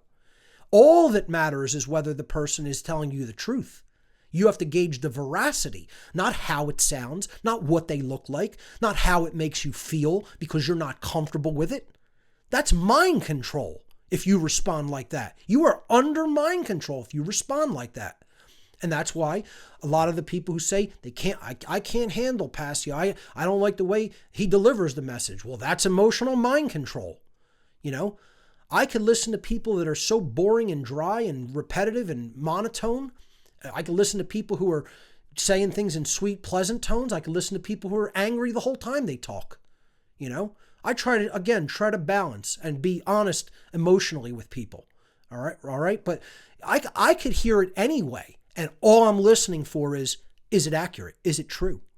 You know, and then I'm going to take what I can use from what's being said. That's real logical processing of information, okay? And that's what we have to learn to do as adult human beings. We have to teach that skill to our children so then they can grow up to be human beings that engage that true dynamic of truth discovery. All right, so the second step of the initiatory process is stop dreaming. This means stop engaging in cognitive dissonance. So like the first thing, lying, that's saying that the world is some other way than it actually is, right? This second step is stop believing that the world is the way you think it is and look at it for as it actually is, okay? So dreaming means that you are seeing the world as you want it to be instead of actually how it is. And this is what a lot of people do. They think that the world is exactly how they envision it to be versus looking at it from an objective viewpoint, an objective perception, okay? And they want to see it as they feel that it is instead of actually how it really is. And that's holding these two contradictory ideas in your mind at the same time. Your perception of how something is, even though it's inaccurate, versus the reality of how it is, and then that are completely at odds with each other, and yet you hold those viewpoints simultaneously. That is dreaming. It's called magical thinking. Magical thinking. Believing the world to be what you want it to be versus or instead of how it actually is. It's been called in psychological communities, cognitive dissonance is the term for it. So we have to stop engaging in cognitive dissonance. The third aspect of occult initiation, or becoming someone who has truly in earnest started the spiritual journey, is to learn how to think. And as simple as that term may be, there's so much involved in it. Okay? This means how to really logically engage in the process of truth discovery. And this is done through the eclectic gathering of information. That is the knowledge step of the trivium process. The three-way path to truth is what trivium means. Then processing that data and coming to an accurate understanding of what it means, which is the understanding process. Okay? And then outputting that back into the world to teach others. Okay? That is the wisdom process. It is what we do with what we know and doing the right thing with what we have come to know and understand. Okay, so that is the wisdom aspect of the trivium process. Knowledge, understanding, and wisdom. Okay, and this is the process of truth discovery that was taught in the ancient mystery traditions in the ancient world, that come to us today through what is known as the classical liberal arts education methodology, as opposed to the new communist-based and socialist-based, outcome-based educational system method, which is taught in public schools throughout the world today. Okay, so learning how to think, not being taught what to think, but actually learning how to come to through actual logical thinking processes to come to an understanding of how we discover what reality really is. So this is an ontological process, an epistemological process, I should say. Okay, so moving to the next step of occult initiation, live in the present moment. And this is a very powerful one. I did an entire show in the past on present moment awareness. It means start from where you are at. Don't jump ahead. Don't necessarily live in the past. Okay? Understand the past from a perspective of how it will help you to understand what's going on in the present. But live and work upon yourself and others in the present. Okay? We have to engage with what's taking place right now in the here and now. And the present moment, in the present moment, there is power. Okay? We can't live in shame or anxiety over what occurred in the past. Otherwise, I'd be beating myself up 24 hours a day with the mistakes I made in the past. Mistakes are there to learn from. We learn from them, we pick ourselves up, we move on. Okay? And we do that in the present moment. And then we are going to try to accurately gauge how the situation is right now in our world, in the here and now. Not looking to some external savior, not looking to some future time or past time, but being honest about what is taking place right now and working from that moment. And in there is empowerment. In that present moment, centering, we empower ourselves. Very powerful concept. Even in the spiritualist community, you will find this concept if it is taught properly. And I would suggest to you that in the true occult teachings, in many different traditions, this actual being present in the present moment and working from that point is made very clear. And you could gain an accurate understanding by studying occult wisdom, studying that aspect of it. The fifth and final step of the initiatory process is to activate the physical body. Activation of the physical body because it will be necessary. It is not to be shunned. The physical is not inferior to the spiritual, nor is the spiritual inferior to the material and physical. They are one in the same in their importance and necessity. So we need to take care of our physical selves. We need to eat right. We need to exercise. We need to engage in the dynamic of understanding the importance of self-defense and preparedness. Okay? And when we do that, then we are truly prepared and activated physically as well as mentally and spiritually and emotionally. Okay? So incredibly powerful tools for the people who are starting on the spiritual journey that the tradition of mystery school initiation or occult initiation gave to their beginning learners. And, folks, I talk about this all the time, but, how we value knowledge today is so degraded from how we valued it in the past, how many people valued it in the past. I mean, there were trials and tribulations I'm going to talk about in the third show back when I talk about the arc drive that initiates had to endure that would almost cost them their lives, or could cost them their lives if they failed at these trials, just to get into the mystery school to gain the knowledge of the occult. And now today, people just throw books in the trash, and just ignore reality at will, and are just proud to live in the ignorance that they are living in, unfortunately. But we have to get back to that reverence for knowledge, okay? We have to get back to that deep hunger for knowing ourselves and knowing our situation and knowing what the real enemy is. And, when we develop that care for truth and that reverence for truth, then again, I feel that that's when a real paradigm shift or a true change in consciousness is going to take place. So the real meat of what I want to talk about today is that we're nowhere near that. We are nowhere near that development of care and knowledge in our world, okay? And then certainly nowhere near acting rightly upon it. We are still in a state where we are controlled by the puppet masters of the world. We are still in a state where we believe politics is real. We actually believe that it matters who we vote for, whether we vote for one master over another master, okay? When we're all enslaved by the system called government, okay? And the system called the belief in authority. We're all puppets on the string following the dictates of the masters, and if we don't obey, then the masters send their henchmen to punish us in whatever ways they see fit. That's not freedom. Voting for that certainly isn't freedom. Okay? It's a belief system. And what it really is, folks, is a religion, as I'm going to talk about. That this is a religious worldview that, left and right hands are not connected to the same body. Okay? That they're, that we somehow are engaging some true freedom of choice, picking a political master. And folks, they have us right where they want us.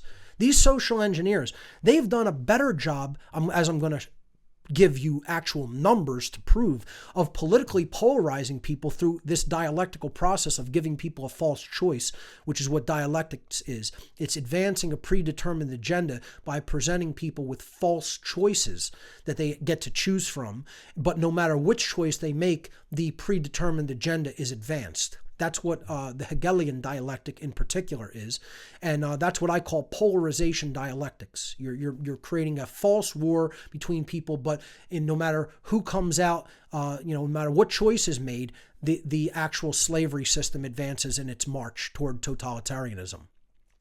And people still don't understand this. How many people are still so-called politically engaged or thinking that voting for somebody is going to change something? Never has, never will. Because you're not voting to abolish slavery. You're voting to put a new slave master into that position of power, so-called power. They're not even the person in power.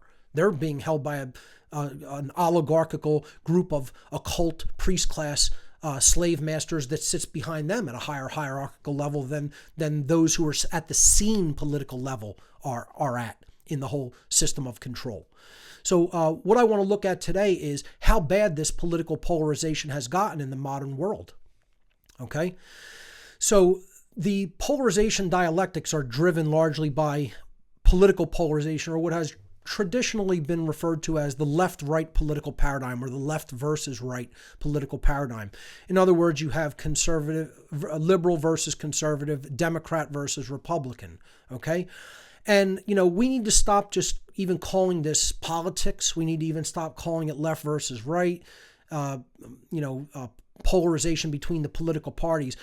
I call it cult polarization because you're really choosing between the donkey cult and the elephant cult. These are just cults, okay? They're religious cults. That's all they are.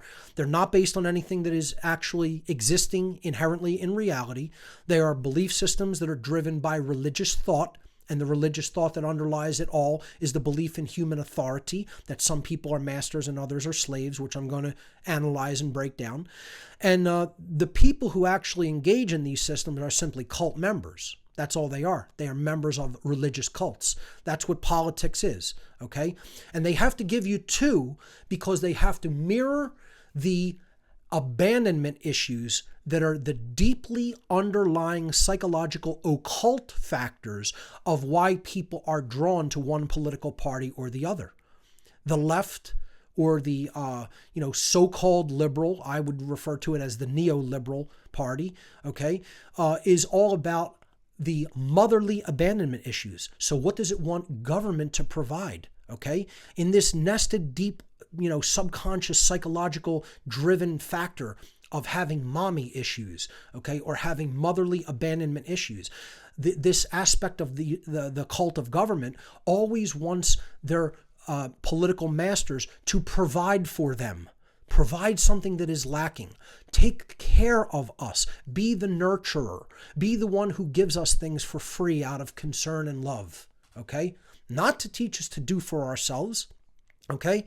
But say, demand obedience to their aspect, their definition of morality and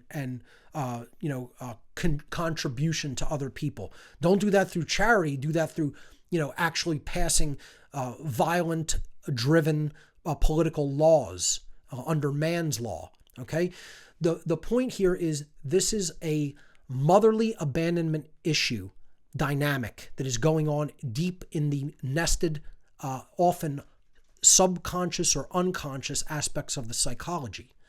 And then we project that into the external domain.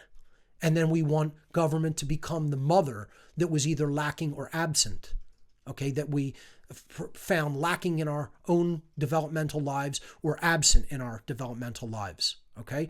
Then the opposite side of the spectrum is the Republican, or the conservative aspect. And this is the people who identify with this largely have the daddy issues, okay? And this is the fatherly abandonment issue. So what do the people project and want from this side of the political class? They want protection. They want it to be this strong father figure to go out and police the rest of the world and keep everybody safe, which is the traditional masculine role, okay? And you see that that's why there always have to be just two, because they are proxy parents psychologically. See, this is what people never get to with the whole political paradigm. They never get to that occult understanding of what it is. When you hit people with this and they really get it and they see it as true, which it is, okay, then they're like, their mind is blown and they're like, whoa, I never thought about it that way.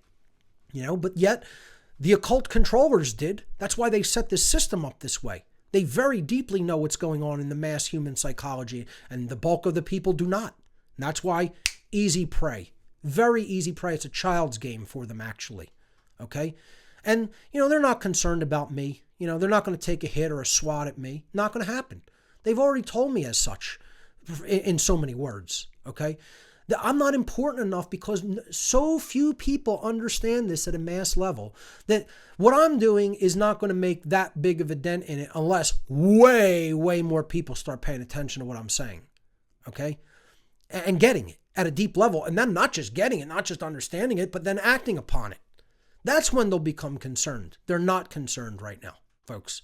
People say, why do they let Passio talk about this? Because they are completely unconcerned with the reach of my voice at this time. That's the reason they'll let me continue to talk and talk endlessly. They're laughing at what I do. Satanists and occultists have told me this. It is a comedy show. This is a comedy show to them. Okay? Because they know how far away from this understanding humanity really is. And, that they know that even out of the potential viewing audience, there are people who are saying, I'm completely wrong and I don't know what I'm talking about, even though I've been on the inside of this power structure and control system. Okay? And I've been on the inside of their religion. And yet there are people who will insist, no, you don't know what the hell you're talking about. I know better than you, even though I've never been anywhere near it. Okay? It's like, I liken it to trying to describe what living inside of a city is like, even though you've never been there. And then telling somebody who's lived there their entire life exactly what the city they lived in their entire life is like when you've never even visited it. Okay? And that's where a lot of people are at when it comes to my work. So folks, I don't care what you call either of these cult beliefs. It doesn't make a difference to me because I call it what it really is, slavery. Okay? That's what all politics, that's what all government is. Doesn't matter what kind of government. It's all driven by violence. It's slavery. Okay? We need to stop euphemizing things and calling it what they want us to call it in slave language. Okay, stop using their slave language that they've given to us to use euphemistically and start calling it what it really is. Government is slavery. Okay, I'm going to open and close all the shows with that phrase to hammer it into the human consciousness as much as I can. Government is slavery. Okay, there's another tagline for the show. Get as offended as you like. Government is slavery. Okay, this is what we need to understand at a deep philosophical level. Because when we strip it all away, it's not backed by anything by violence. It isn't underlined by deep philosophy or truth or morality. It's underlined by commands of compliance that there are punishments for not complying with, whether those commands happen to be in keeping with real morality or not. Because in one place, they could gauge a behavior as moral, and in another place, they could lock you in a cage for doing the exact same thing, which is the definition of moral relativism. Okay? So I want to show people some charts of political polarization throughout the years and how bad it's gotten. Okay? And to give proper credit here, okay, I do want to show people briefly before I go into this section where I got this data. Okay, because in my presentations, I'm not giving those parameters. Okay, so I just want to do that outside of the presentation slides. I'm going to very briefly switch over to my web browser in a moment. I'll tell you when to switch to that. Yes, you can switch over to that. Okay, and this is a website called Pew Research Center. And it's a political research center for United States politics. So this is particularly specifically dealing with U.S. politics, okay? And this is a page that dealt with the results of their studies in political polarization from the years 1994 through the years 2017. So you can look this up yourself. I just basically, to get to this, typed into any given search engine. I particularly have been using DuckDuckGo lately, which doesn't track you to the extent that other search engines like Google do. And I typed in political polarization charts. That's it. And this was my first result that came back for me. Knowing that I was going to talk about this dynamic, this site gives you some nice visual charts for polarization, and you could choose the year here, and then it will switch and show you how that dynamic of polarization between the two political parties, Democrat and Republican, changed in that time frame. Okay, so and you could also look at politically engaged versus the general public and see how those dynamics differ there as well. Okay, so what I'm going to do is just switch back to my my presentation, and I'm just going to show people how these this political polarization changed throughout the last couple of decades and how it's grown far worse.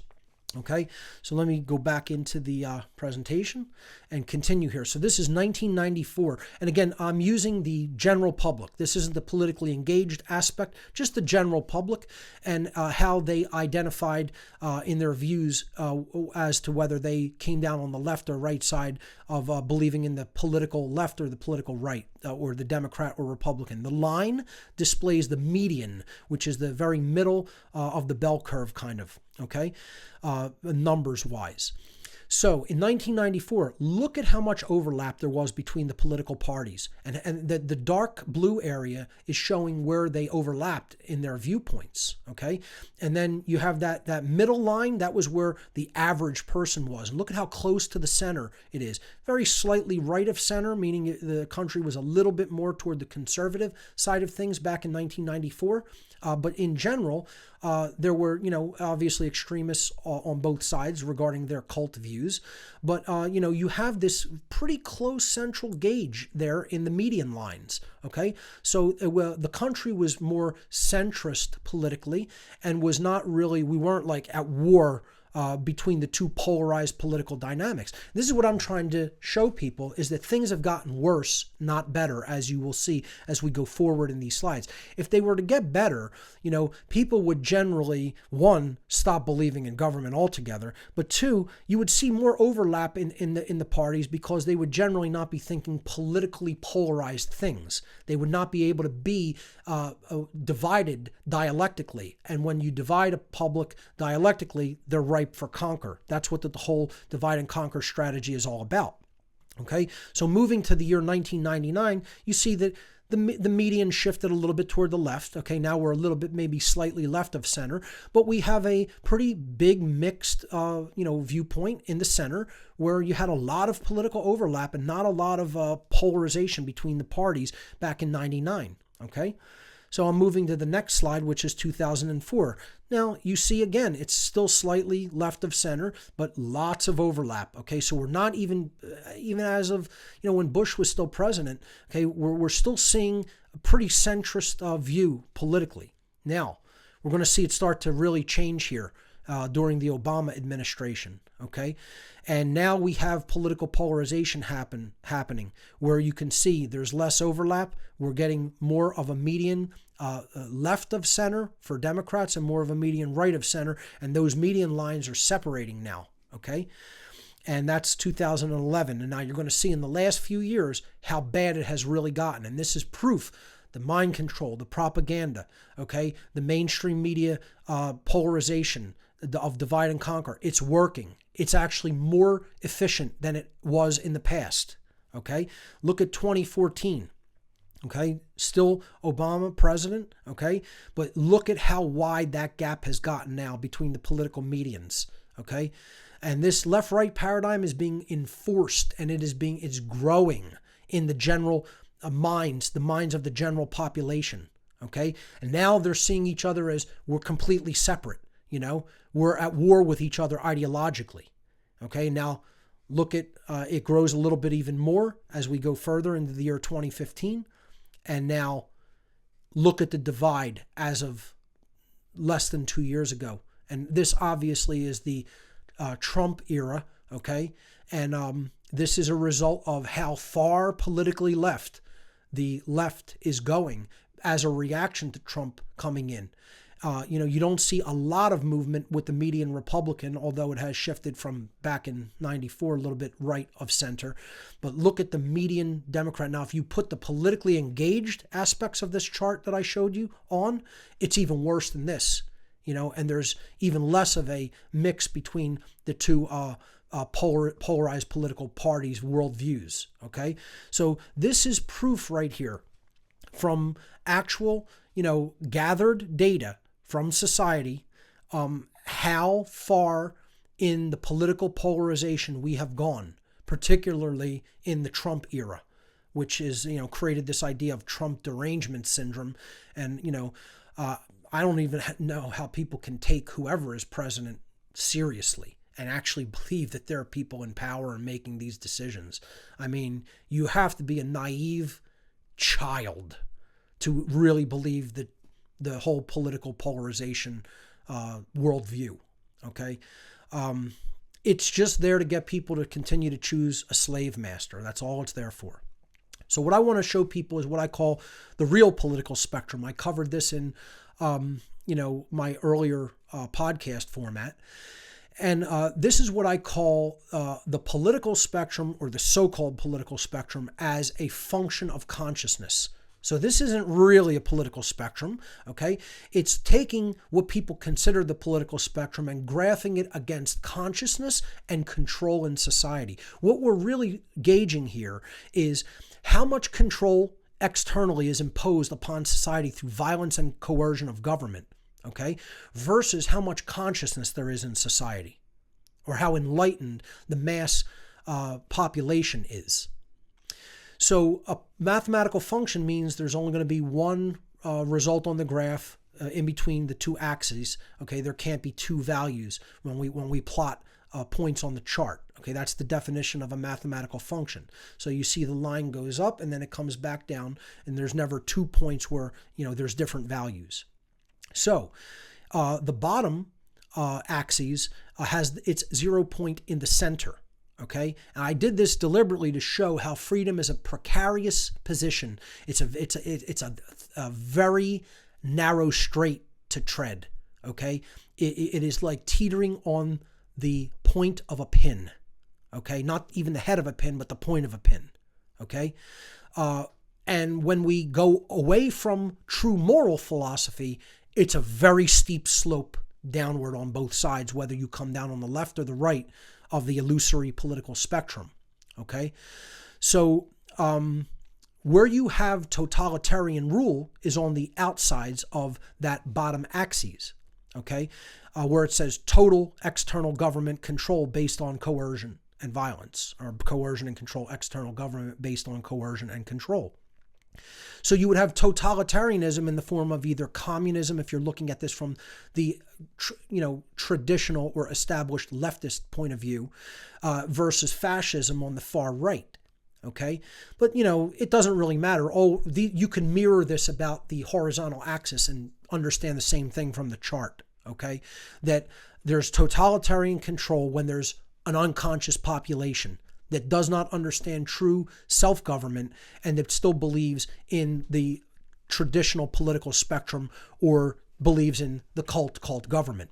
So as we go slightly inward toward the 0 point, which represents freedom and no externalized imposition of violence and control through government, we have socialism and what I would call crony capitalism, or what other people would just simply refer to as capitalism, in the left and right side. So you're having slightly more less control, and it's like a mask of totalitarianism. You're just masking the fact that the society is enslaved as you go a little bit further in toward the center of the graph.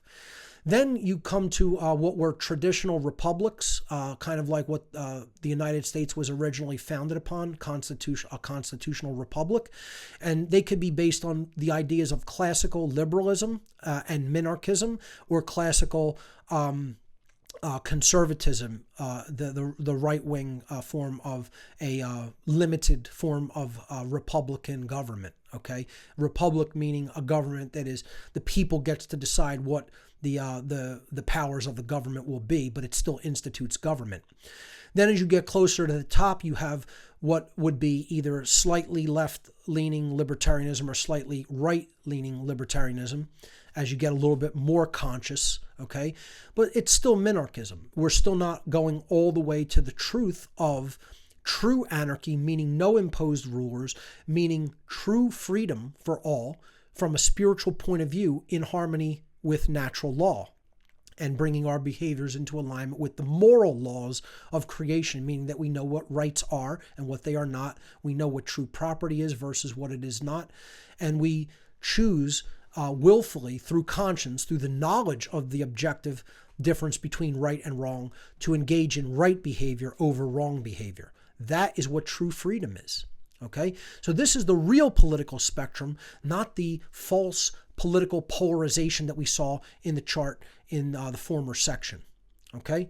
And I think if people study this graph, they'll gain a lot from understanding, how I've set this up to help people to understand where we really need to go in consciousness and what that will create externally in society as a whole. So moving to the next slide, how close are we to that state in the aggregate human condition? Do people understand that that's how these dynamics work and are driven? I would say we are certainly not moving in the direction of knowledge, but we are moving deeper and deeper into the levels of ignorance, and proud ignorance, I might say.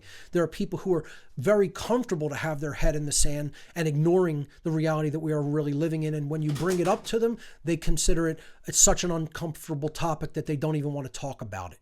Okay? They don't even want to engage in it at all. They want to be comfortable in their ignorance and live in a bubble. And again, I've said before on the show, to be in this position, to have your head in the sand, you have to have your ass in the air. And then we know what happens next. Okay? Not to be joking about it, but it's a very good little allegorical thing that happens to just be the case. Okay? And this is where most of society is at. Okay?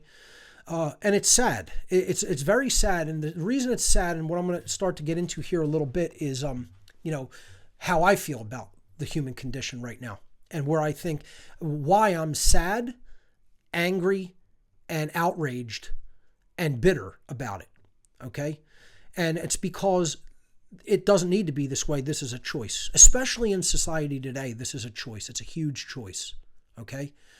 Because we have the free will to edify ourselves and to come to the understanding of truth. It's all out there. It's all there. The apocalypse has happened, folks. It's all revealed. It's been revealed for many, many years. We lived through apocalyptic times. See, people think apocalypse means destruction. It does not. It comes from the Greek apo, meaning to remove or to take away, and kalyptine, meaning to hide or to conceal, similar to how occultare in Latin means to hide or to conceal. So apocalyptine means to take away the veil, to remove the veil, or to reveal that which has been hidden. It's the revealing of what has been occulted. And that has happened. Past tense, has occurred. We are in post-apocalyptic times. And yet, this is still the human condition, ignoring the truth. When a society as a whole on a planet living in the universe says to truth, go F yourself, I want no part of you, the path that lies ahead is going to be not only a treacherous one, it is going to be what I call the way of maximum pain. And that's where we're headed as a species, folks. And I wish I could tell you differently. I wish I could say that it's some way that is different than that. But there's no indicators that allow me to say with any positivity or confidence that we're heading in the right direction. Because I don't see it around me. And it's not just that I don't see it around me. I don't see it no matter where I go, geographically in the world. I could travel anywhere. And, at little pockets, conferences, tiny little pockets that are trying to get the word out to people, they're disparagingly puny, okay? Tiny little pockets of people really get it and understand. But then you have them drowning in the ignorant hordes of humanity everywhere. And I try to gauge the consciousness dynamic from a stepping back and looking at it as it really is, not what I want it to be. Because it's very easy to try to see it from where you want it to be versus where it really is. I try not to go the opposite. I try not to say, I'm going to just look at this from a totally dark, negative perspective. I try to be a realist when it comes to it, based on what I know the requirements are regarding where we have to get in consciousness. And then you could see that gap is just, I can't put my arm high enough to visually display that gap. Can't be done. Okay? The gap is tremendous. And there's no signs of it closing. There's signs of it widening. All right? I don't want it to be like that. I'm not saying that to discourage anybody. I'm trying to accurately tell the viewing audience what our work together is to do. That's my goal here, is to inspire you to get involved in doing what I've been doing for the last 11 going on 12 years of my life. Okay? And maybe if more people really engage their will to do it, we'd make some headway. Maybe. But a lot of people want to just pat people on the back. Oh, I'll pat you on the back. Great job, Mark. Hey, can you help me out? Go F yourself. Can't be bothered. I got my own life to live. Can't be bothered to help you with what you're doing to try to enlighten humanity, help to enlighten humanity. No. I'm going to live my life in the selfish way I want to live it because that's what's comfortable for me. I'll pat you on the back and tell you how well you're doing. I'm not interested in that, folks. Never have been. Not interested. I don't want praise. I don't do this for praise. I don't do this to make friends, obviously. Okay? I'm trying to be real with people, tell them where we're really at, what's coming if we don't turn this around, okay? And get them to be engaged through an act of their understanding and their will. All right? Human beings are still mentally attached to completely false axiomatic premises. Okay? So, this is the condition of humanity. Totally wrapped up in their own minds and their own illusions, totally controlled by the social engineers, all right, continuing to march in a lobotomized state toward total enslavement. And that's not fear-mongering. That's not what people call fear porn. That's an accurate assessment of the human condition based on deep and very thorough analysis of the human condition. And if you don't come to that conclusion, I would say your data set is skewed. It's off. Your perception is skewed and off.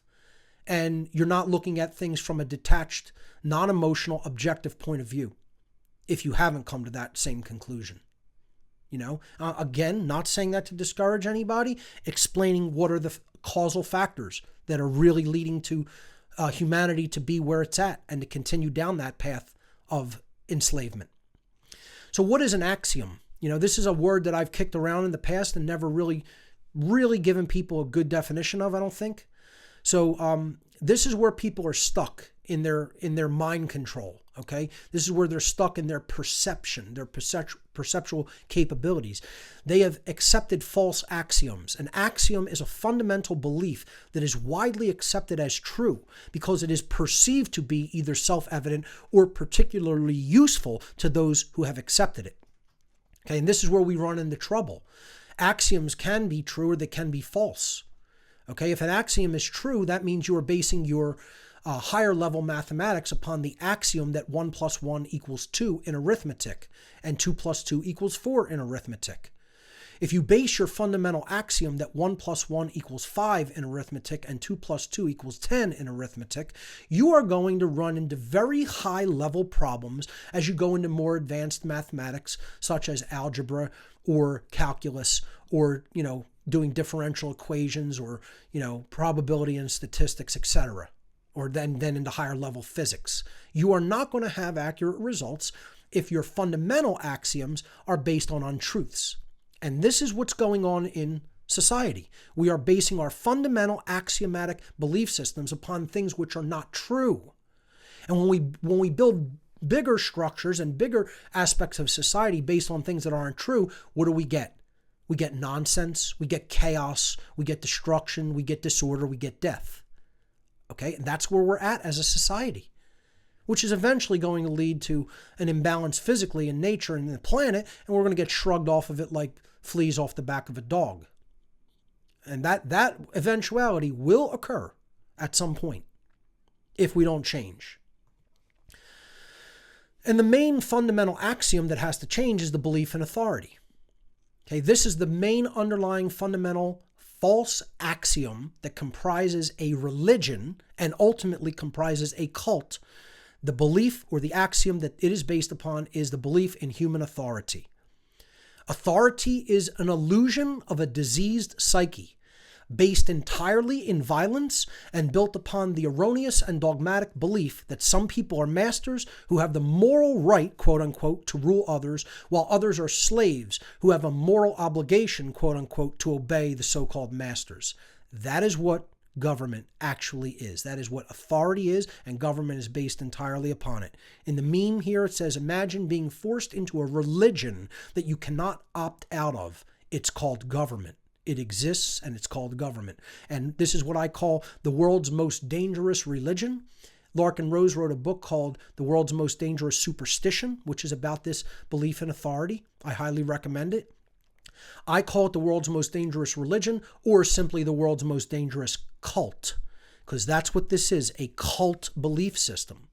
And if our axiomatic beliefs are based in a cult belief system that's based in violence and completely based in something that is completely not true and does not actually exist in the inherent realm of nature, which is what is absolutely the truth regarding authority. It is not something that is true or based in the realm of nature. It is a constructural idea that exists in a diseased mind.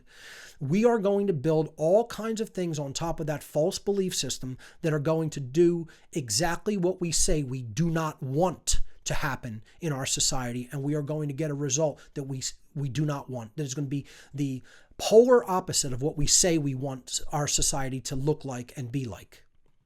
Moving to the next slide. We don't have people in our society today, folks, that are really deeply trying to do anything about this, okay? We have people who say they want to do things about this, say they want to make it different. I call them the keyboard commandos, the keyboard warriors. They have arrived to fight the Facebook war. They're going to go and get them on Facebook, okay?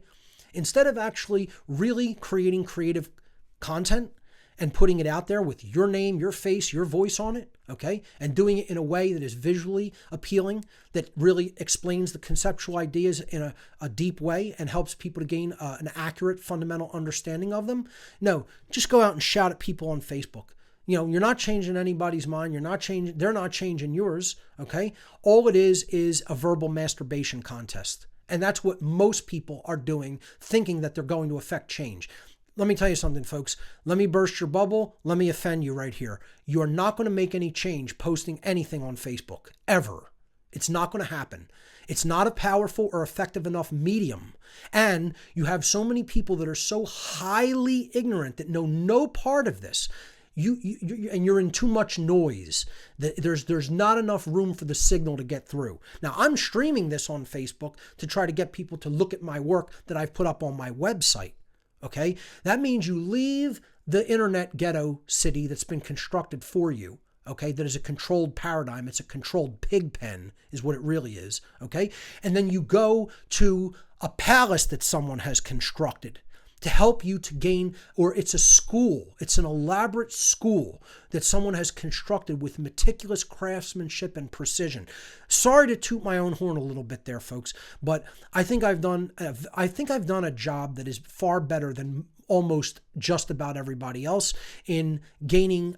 Helping people to gain a full worldview understanding of what's really taking place, okay, through whatonearthishappening.com. I see very few websites that are anything like it whatsoever, okay, and I see far too few people trying to do something that is akin to what I've done with this website, okay, which is put out creative, individual, tailored content for a viewing and listening audience to really truly edify themselves and come to an accurate understanding of the dynamics that are taking place in our world. And that's why it's called What on Earth is Happening without a question mark. Okay? So the Facebook keyboard commandos, you're not going to make that much progress. And this is what it makes me feel like. You know? It makes me feel like, my God, we're doomed. You know? And then people will get angry at me and be like, I hope Mark isn't going to be super harsh toward people, but you have to put yourself in my shoes, right? You have to imagine you're doing this for 12 years now.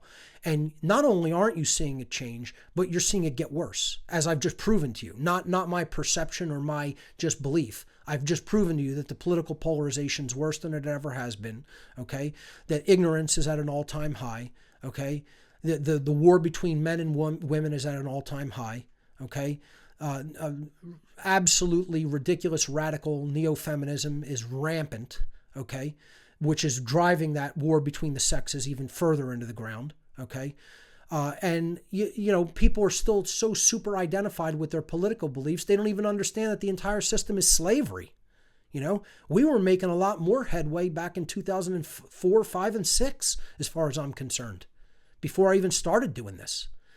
So you have to understand my bitterness comes from a realistic perspective, okay? It's not just me wanting to shout at people, okay?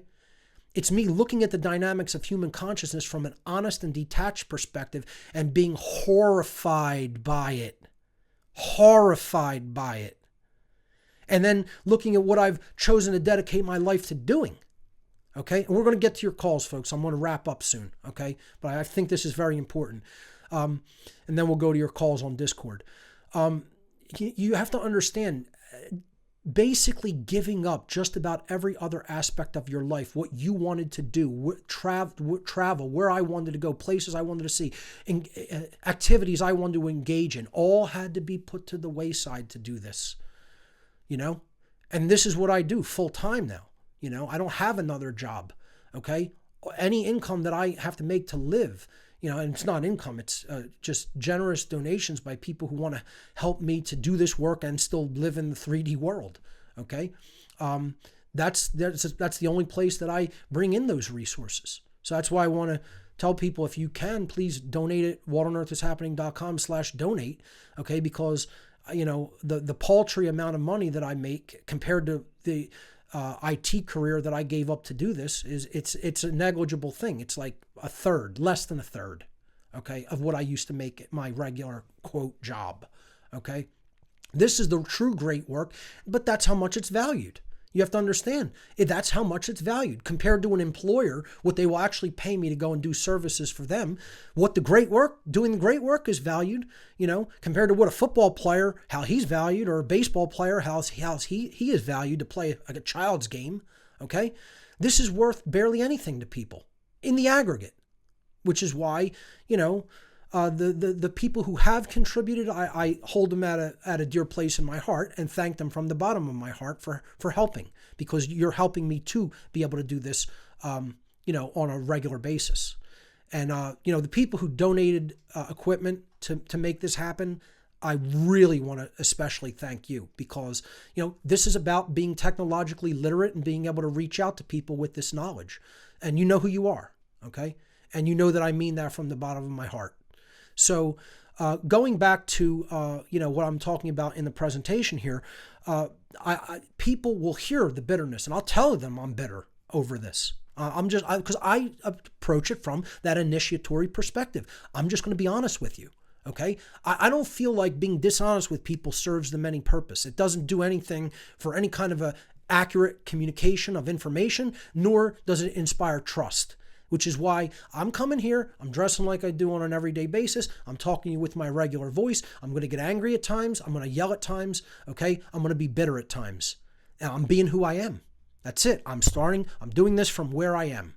Okay. That's honesty. Okay. So just wanted to say that. I want to wrap up this with helping people to understand one of the ways that we really can get out of this condition of slavery, and that's by developing true relationships with each other. And it's something that I really haven't talked much about, the relationship dynamic between human beings. And I'm going to really make the show a little bit more about this, hopefully, in the future, because it is about how you can really make a connection between other people. But we have this view of relationship. It's all askew in our understanding. It's very inaccurate of what we think a relationship is, okay? And this is what people think a relationship is. It's like this one-on-one, direct, close connection between two individuals. And I call this relationship in double quotes, okay? This is what I would consider an illusory relationship. It's a nice image. It can convey some, spiritual connection maybe between people, but there's something absent or missing as far as I am concerned. Okay. And in the next slide, I want to show you what I feel is missing when we look at a relationship as only this dynamic between two people. Okay. So when we go to the next slide, I feel like this connection to source or truth is largely absent, especially in what the average human being in the world today considers a relationship between two people. There has to be this unity that is connecting them like a circuit, and that is truth. Okay, we have to care for truth and we have to live truth in our personal lives and in society. Okay, if that connection to truth isn't made first, the relationship between the two individuals is ultimately a false one, or it is ultimately a weak one that is not going to sustain. Okay, and that's what we have in society. We have this connection is largely absent, and we have people trying to establish just interpersonal connections and relationships that don't have this connection to truth first and foremost as their underlying first principles. Okay? We have to make the connection to those underlying first principles first. And here's a better way to look at it. I did a little animation. It's kind of crude, okay? But, this is what I consider a genuine relationship between two individuals, okay, when we have this connection to truth. And I wanted to portray it even better because there's not really two, separate connections. We're all making a connection to the same thing. So I made a little crude animation here that goes like this. We could leave that full screen while I do it. And there's what it really looks like. There's only really that one source of all, and there's only that one ultimate connection to truth that everybody needs to make. And then we can, connect to everybody else in society through that connection to truth. And that's what I consider a true, genuine relationship to be. And this is the first time I kind of visually displayed this and talked about it at a deep level like that. I see this as one of the fundamental solutions in society for how we really relate to people. And you know where you have to start with that? You have to start with being honest to yourself. Being honest with yourself. When you can be honest with yourself and make that connection to truth, then you're in a position to make a genuine relationship with others. And that's what's going to help heal our society and move us toward a future that is based in true human freedom together. And that is the world that is in our hands. That is exactly the world that is in our hands as we speak. It is up to us. Nobody's coming to save us from our own ignorance. Nobody's come to save us from our apathy, from our inaction, okay? We have to do it because the whole idea here is, what are we doing this for, right? Are we just doing it for ourselves? Are we doing it for humanity? And I feel like the answer is neither of those things. We have to do this for truth itself. That's what I consider myself, a servant of truth. I'm not a servant of humanity. Okay? Humanity may benefit from the knowledge that I can help to convey, but ultimately, who am I the servant of? I'm the servant of the truth itself, that higher source itself. Okay? And when we all make that connection, then we take the world into our own hands and we move it forward by an act of our will, and we will take it to a positive and empowering place. And that, ladies and gentlemen, is what the true great work really is. That is what the one great work, the true great work really is. And hence that is the symbolism of the all-seeing eye, the awakened consciousness, that has gotten this bad rap and a bad explanation of what that symbology really means on the pyramid and all-seeing eye on the back of the dollar bill. As I've broken down before, the true meaning of that is awakened consciousness and a deep connection to the source, to truth, to the creator. And that is what it is all ultimately for: truth, love, and freedom. So with that, that concludes the presentation slides for today's show and the topic for today's show. And we can go back to the main interface. Thank you. And let's go to some callers. Let's take some calls on Discord. Now, this is the first time we're doing this, so if there's technical issues, please bear with us. I think it's going to go smoothly, though. I have to put another headset on to take calls, okay? Because of the way things are technologically set up here, which shouldn't be an issue. And now, when I do this, I want to, first of all, let people know how this works, okay? So let me get to the Discord room real quick, okay? Wow, there are a lot of people in here. I'm very surprised and pleasantly surprised, okay? So what I want to let people know is when I call on you, there's no screening. You'll be live. Okay. And I don't know who got here first. I'm not watching the room as we go. And unfortunately, to the best of my knowledge, there is no way to put the callers in the order that they entered the room. They always appear in alphabetical order. So what I'm going to try to do to make it somewhat fair is to skip around a little bit. Okay. And I apologize if you don't make it in. Okay. It's just, it's going to be what it is. You could try again whenever you feel like at a future show. But let's just try to keep a flow going, and I'm sure we're going to have some great calls. So, let's go to, you should have your mic unmuted, because I can mute everybody from the server end so that only one person at a time will be able to be heard. Okay. So if you're going to want to speak, you want to unmute your microphone, and then I will unmute you from the server end. So let's go to, Bruno Cardoso. Bruno Cardoso, you are live on What on Earth is Happening. Welcome to the show. What do you have for us today? You want to unmute your microphone. Bruno Cardoso, you are live on What on Earth is Happening. Are you there? You need to unmute your mic. Okay. I'm not able to hear your audio, so let's... I see Ivan from Phoenix is in the room, so I'm going to go to Ivan. Ivan from Phoenix, welcome to the show. You're our first caller on the new What on Earth is Happening video show. Ivan.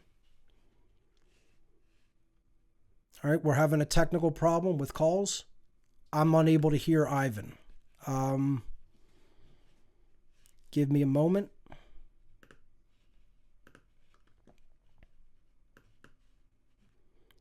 If anybody can let me know if they can hear me in the Discord room, that would be great. I can hear you. I'm looking at the settings for the room.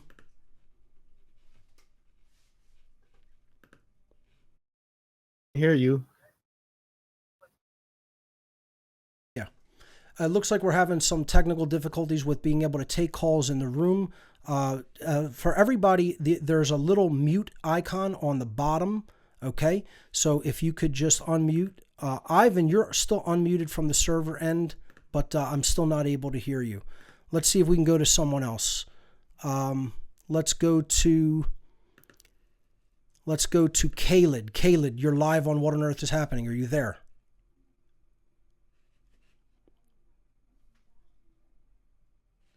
No, I'm still not able to hear him. Well, folks, what we might have to do is just go back to more content, and I'll just keep going, and we'll work out the issues with the call. How about I'm going to quit Discord. I'm going to quit my copy of Discord and try to get back to it and check my audio settings real quickly. Maybe unplug and replug my headset. And I do apologize for this. We tested this before the show, and it was working. So bear with me. We'll just try a couple of things here very quickly.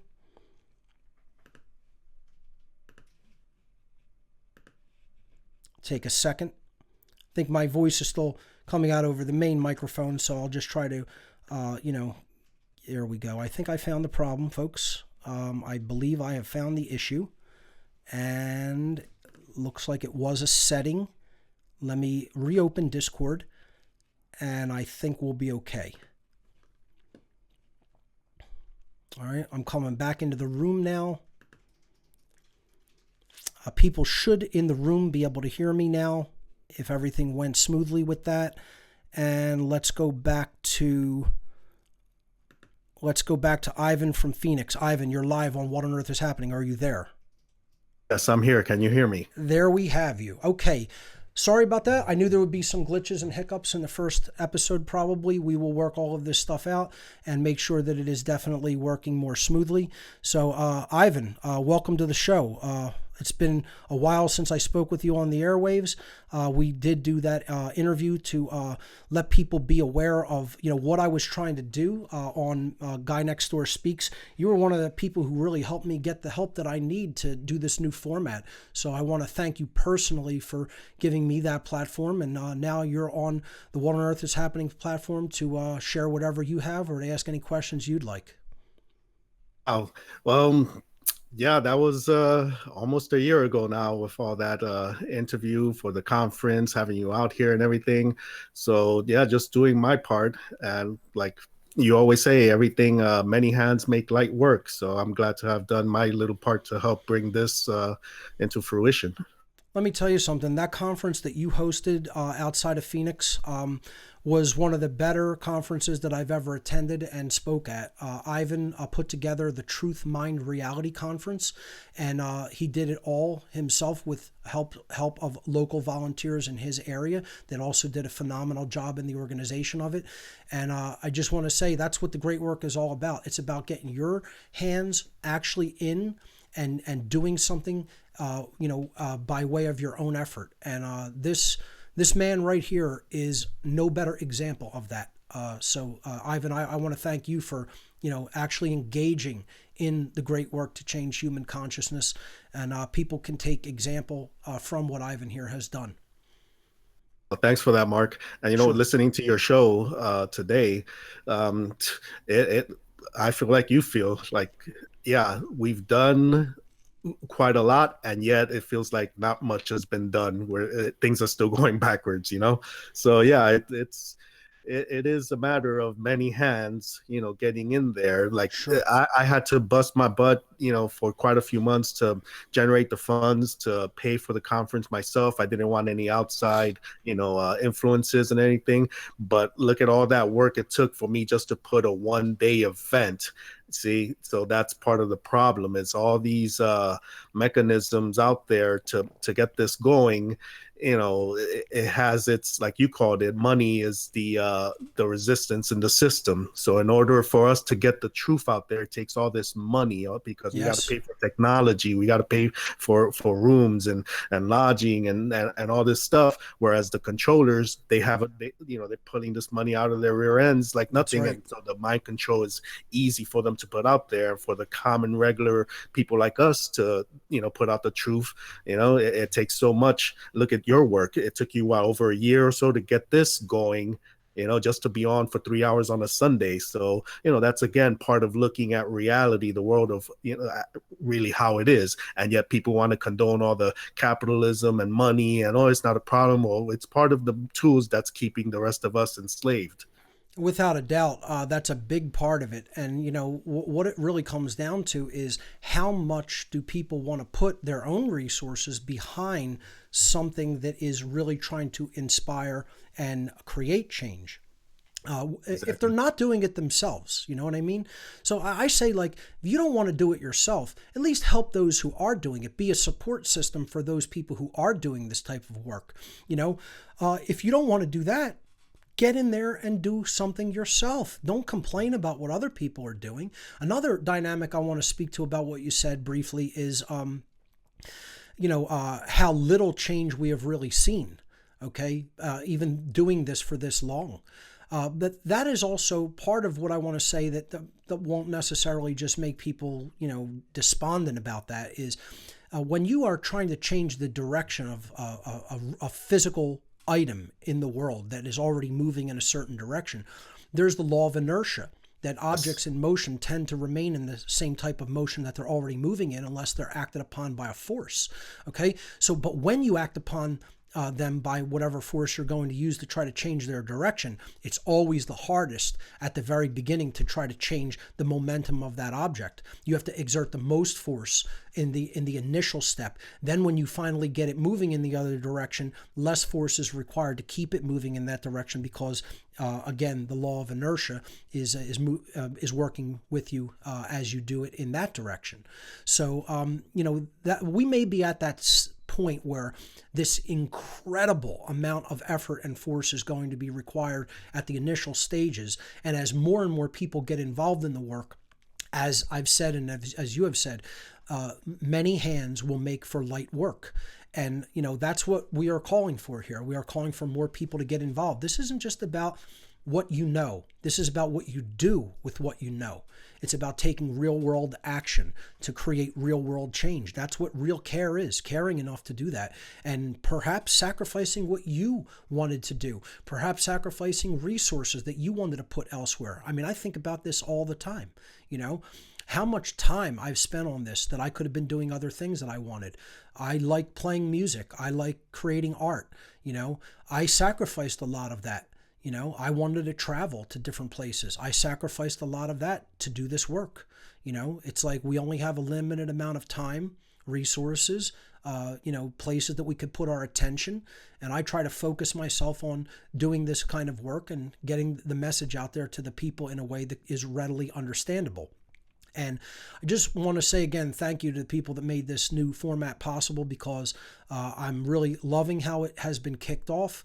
I love the response, how many people seem to be interested and wanting to get involved. So Ivan, thank you really so much for what you have done, and thank you so much for the call today. Really great to speak with you again, my friend. Let's move on to another caller. I'm going to try once again Bruno Cardoso. You're live on What on Earth is Happening. Are you there, sir? Doesn't look like it. Let's try Khaled. Khaled, you're live on What on Earth is Happening. Welcome. People seem to be having problems with their audio for some reason. I know that we're definitely live again, so let's go to German Nicholas, I believe, if I'm saying it correctly. Let's go to German Nicholas. You're live. What do you have for us?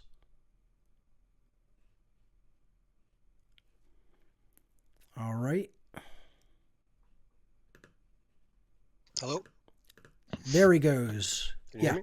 Yes. It appears that people are maybe possibly not unmuting themselves from the bottom left-hand corner of Discord, right next to your name on the list underneath where it says What on Earth is Happening, where you see the list of people in the call-in room.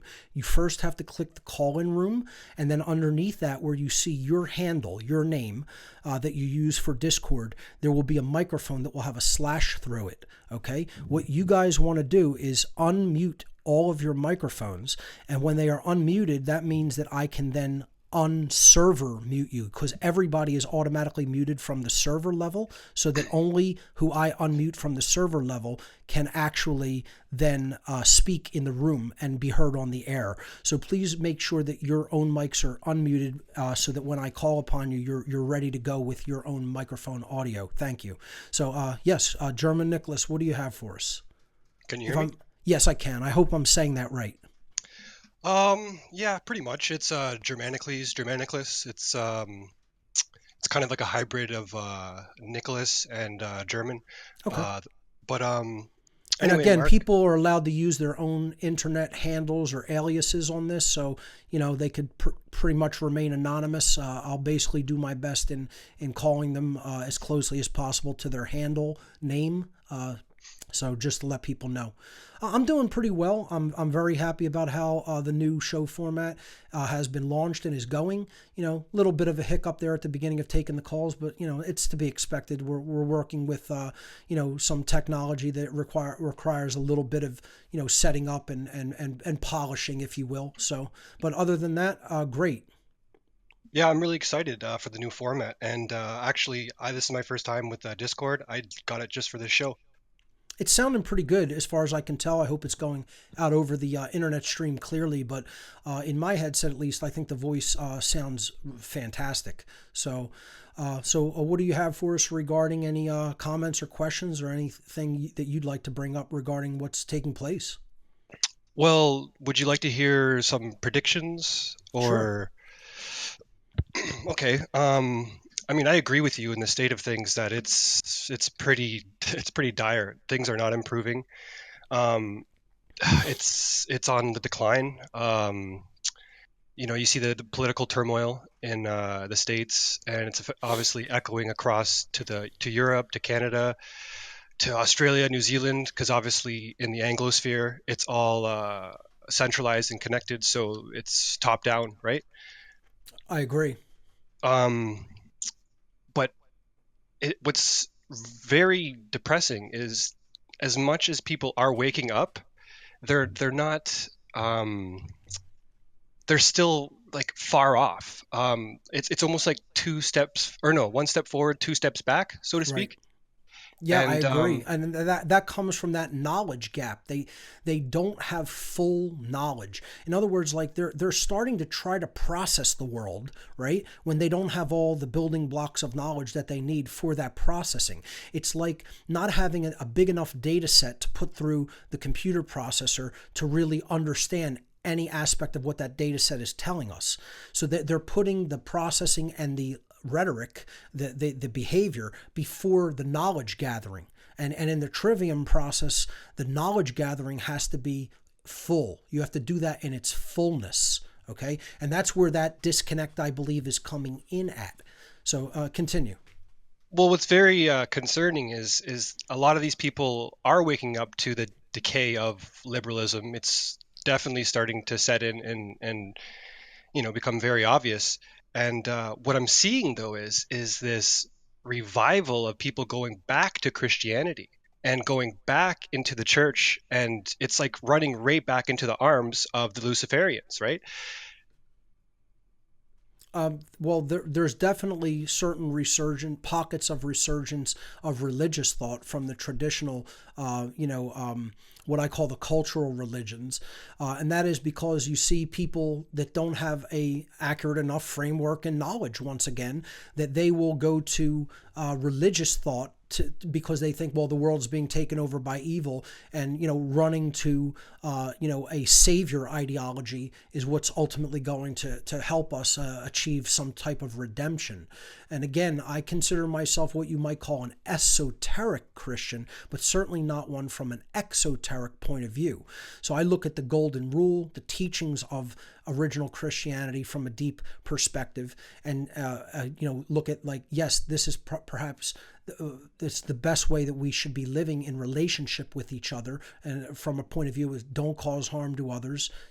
Treat others as you would prefer to be treated yourself. If you don't want your own rights to be violated or your own self to be harmed, don't do that to other people. That is an esoteric Christian perspective, but I don't buy into the trappings of organized religion.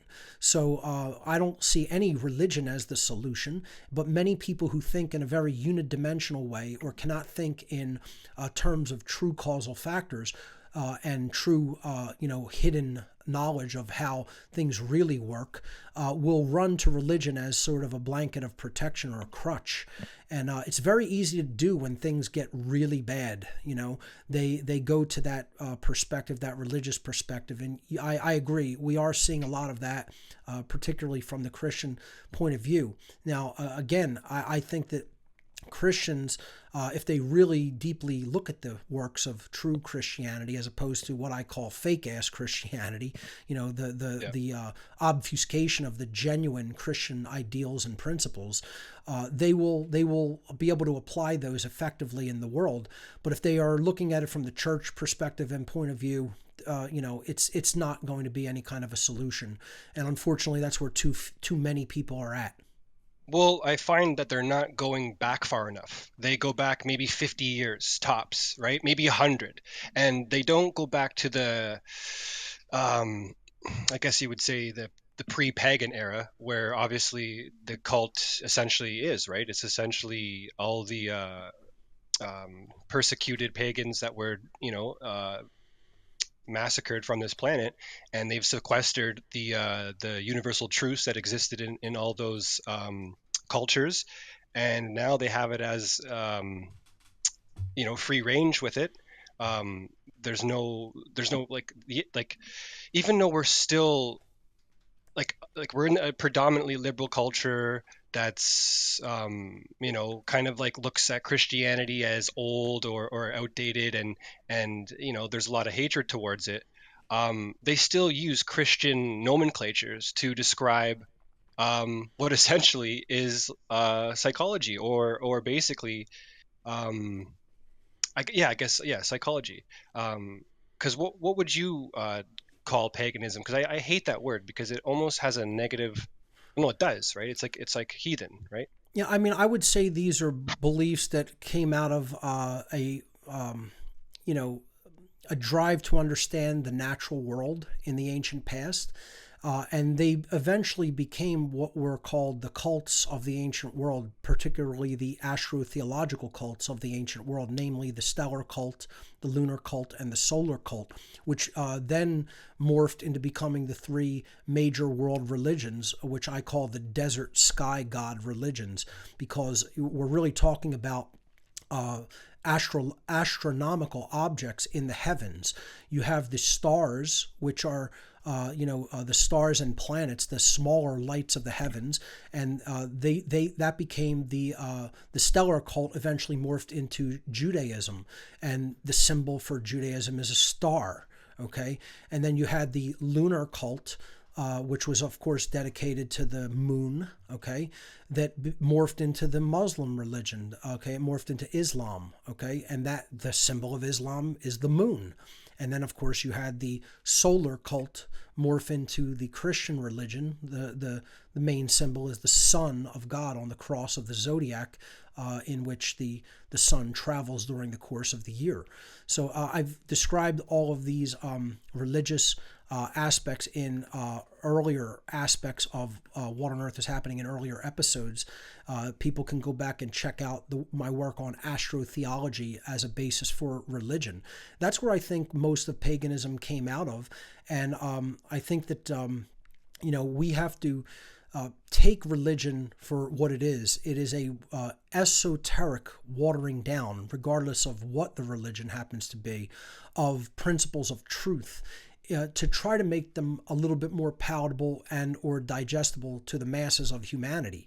But when we do that, we take core first principles away and make them diluted and harder for humanity to understand, because we're thinking like they can't get the undiluted pure message. We have to water it down for their simple minds to understand.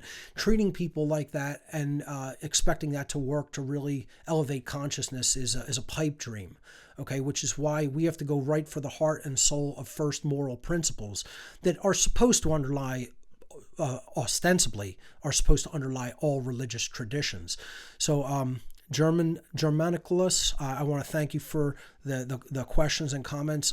Very on point. And again, I would highly recommend going to my work on astrotheology and many other researchers work on astrotheology, such as Manly P. Hall and Jordan Maxwell and Michael Tessarion, to go even deeper into that topic and to understand the origins of religion. So let's go to Jonathan Overbay. You're live on What on Earth is Happening. Welcome. Try to make sure your mic is unmuted down at the bottom. Okay, I'm going to move on. If I don't hear you respond, I'm going to move on. So let's try my buddy Karma Tinfoil. Welcome. Hello, how are you, sir? I'm not bad. I'm glad you can hear me okay. Good to hear you. This is Kevin. He used to have a podcast as well that I appeared on. And it's been a while since we've spoken, so good to hear your voice. Yeah, thank you. It's strange as it is. It's been about 3 years since you've been doing your show, and 3 years that I was living up in like the Lehigh Valley region. Right. And believe it or not, I'm actually down in this area now, once again in Philly. So as synchronicity would have it, your show is starting again. So I couldn't help but make sure that I was here for the first one and to call in and say hi and wish you luck on your new journey. Restarting here, and I'll be doing pretty much the same thing in my own rights. Fantastic. My son, Max, he's actually a couple things down from me. He's Large Mac on there. Hello. So he wants to speak to you as well. But I could even just hand over the headset to him if you'd like me to, so that he can speak with you also. Sure. After you go with your question or comment, you could put him on. Sure.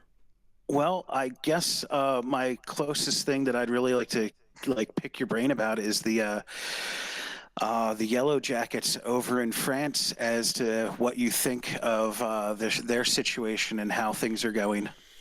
Well, I kind of almost look at them as very similar to the Occupy movement that was started in New York City, where they have somewhat of an understanding of some of the manifested problems.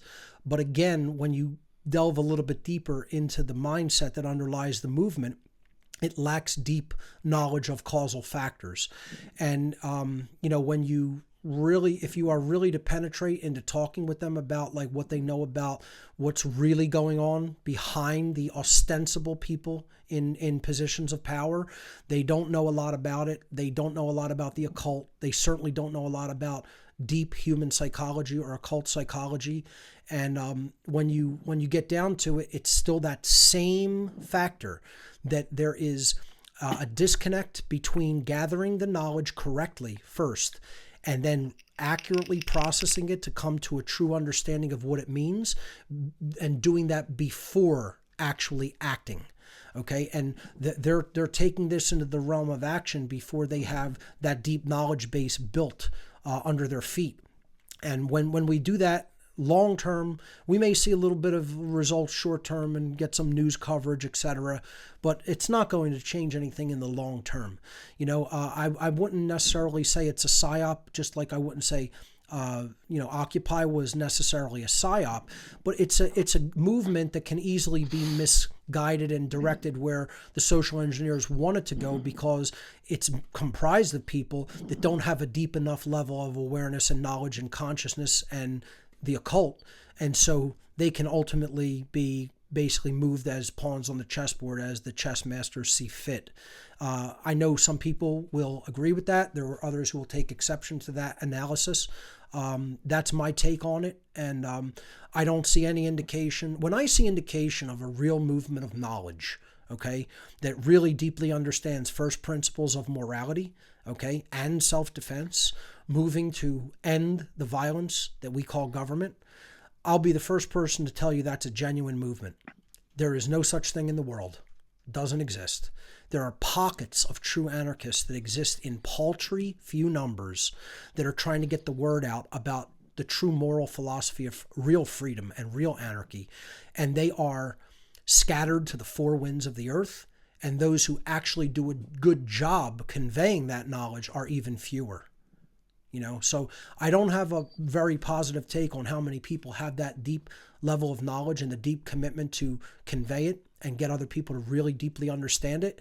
But I'm going to keep plugging away, and doing what I can. Because again, I do this for truth's sake, not necessarily just for me or other people. I try to take the human equation almost out of it, and I do this for much, much deeper spiritual reasons. And that's why I'll be here doing this, in this lifetime. And if I come back here, if reincarnation is a true thing and I'm back here on Earth, I'm coming back over and over and over again until slavery's ended on this MFer. Okay? You're not going to get rid of me. Yeah, much exactly. Like the story of the Bodhisattva, like the party's in Nirvana, but we got to get everybody else in there, or it's not going to be much fun. That's right. What's the point of going to some space of bliss if slavery's still happening here? That means you're just ignoring, all the harm and violence that's being done here and not trying to do anything about it as long as you're okay. This is the problem that we have right down here on the earth. People saying, as long as I'm good, I don't really care what happens to all these other people if they lose their freedom. And meanwhile, what is done to one is done to all. As one loses their freedom, all lose their freedom. So that's awesome, Mark. Thank you very much. Again, great to hear from you. Glad that you're doing pretty well, and good to hear your voice again. So if you want to put your son on for him to ask his question or make his comment, I'll take him. No, let me just give you the headphone, and then you can use this. Go ahead. Here, quick. There you go. Hello? Hey, how you doing? Very good. How are you? I'm well.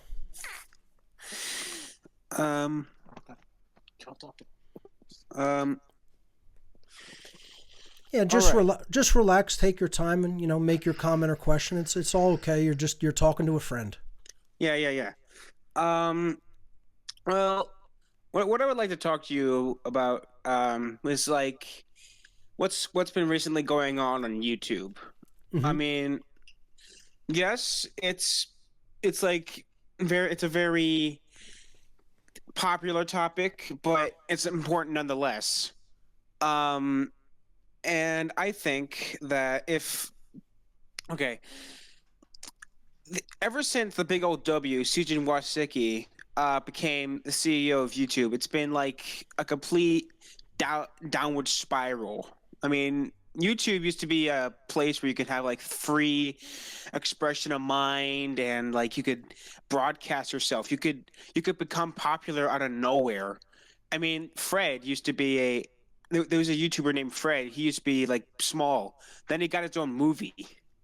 Mm-hmm. Nowadays, people are just like the smaller little people that are trying their damnedest to like get onto the bigger enterprise are just like being just like shunned at for basically no reason. I mean, I'm pretty sure you haven't heard about Monkey Jones.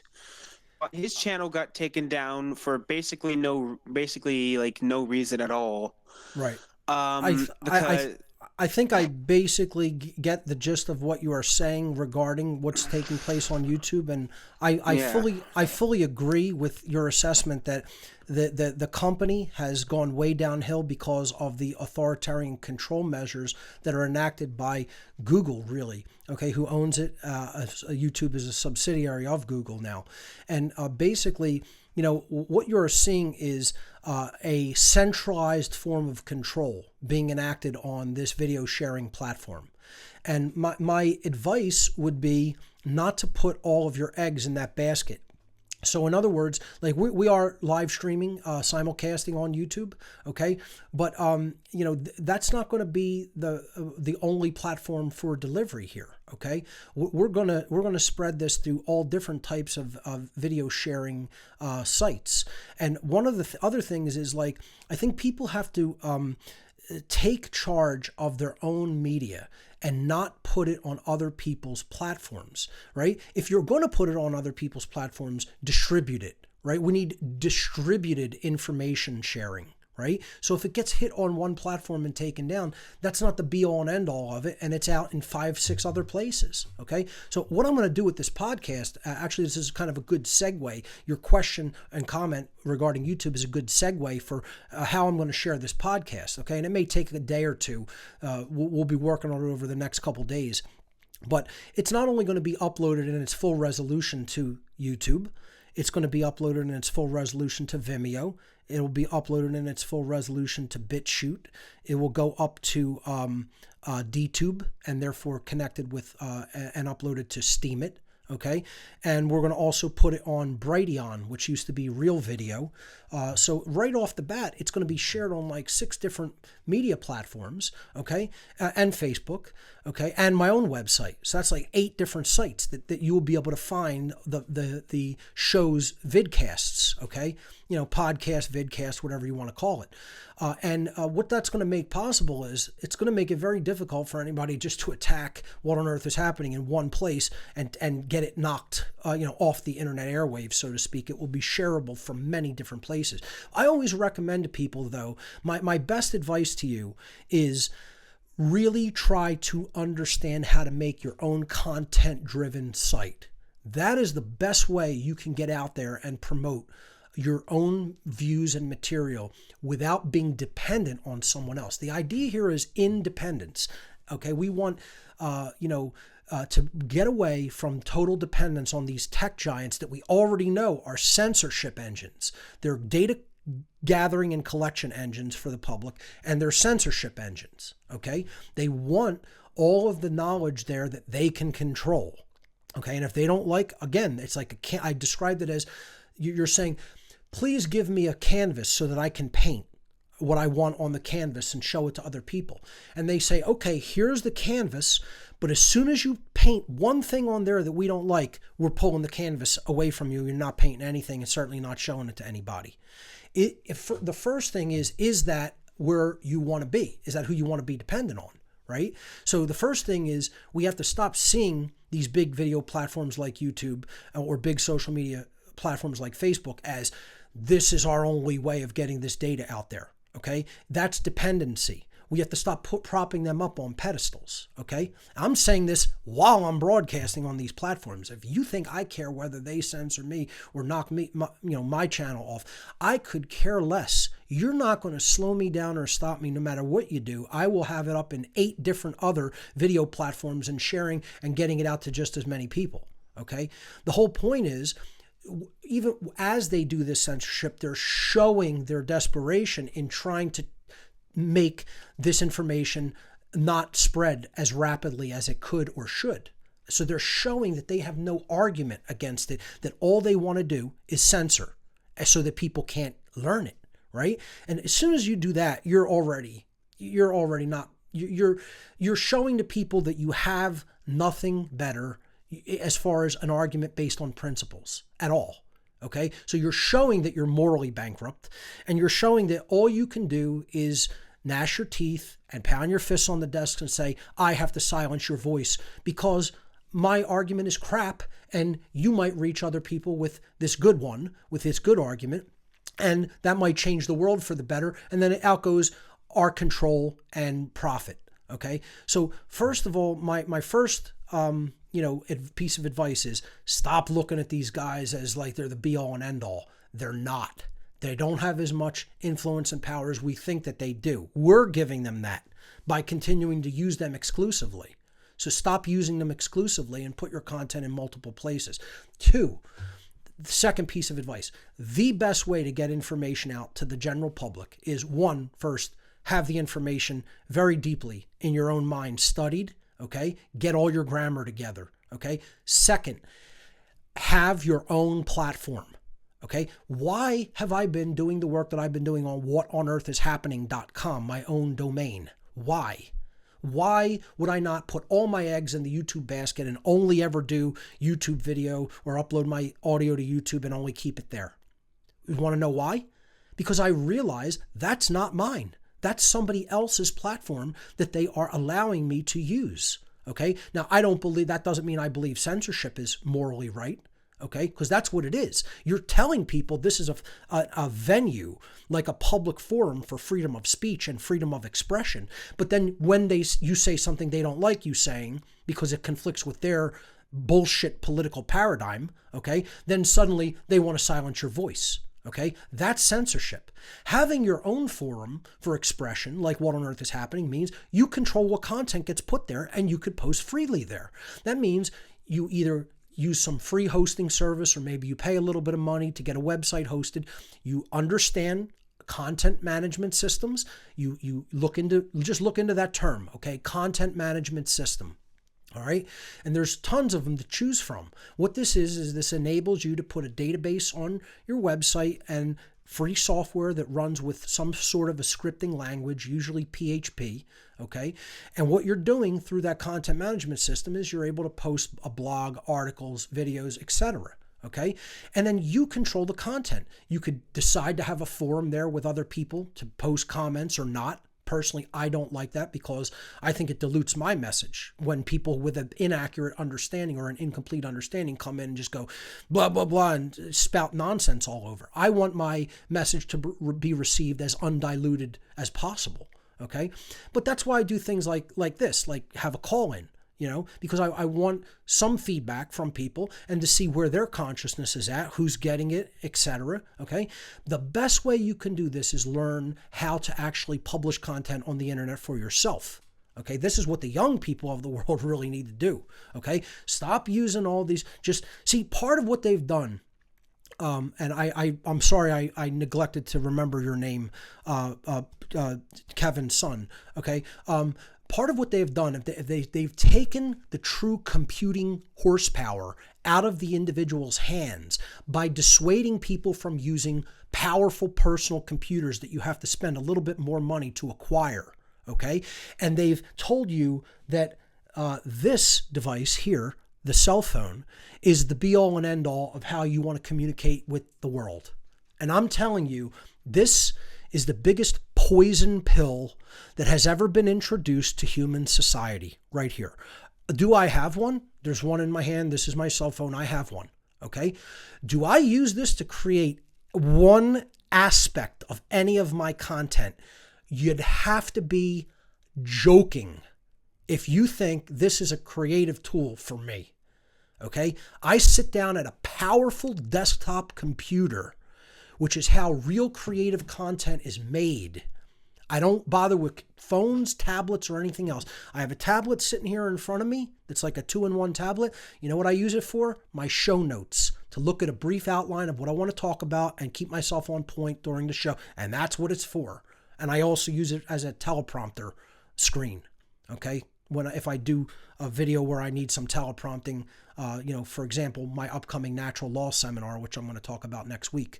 My upcoming natural law documentary, a full-length feature documentary, which I'll be talking a little bit about next week. But anyway, that's pretty much the extent I use this tablet for, right? Okay, I'm delivering my slides on a powerful laptop, okay, that is designed for the purpose of creating media and delivering media, right? We need to get away from the thought that this is going to help us change the world.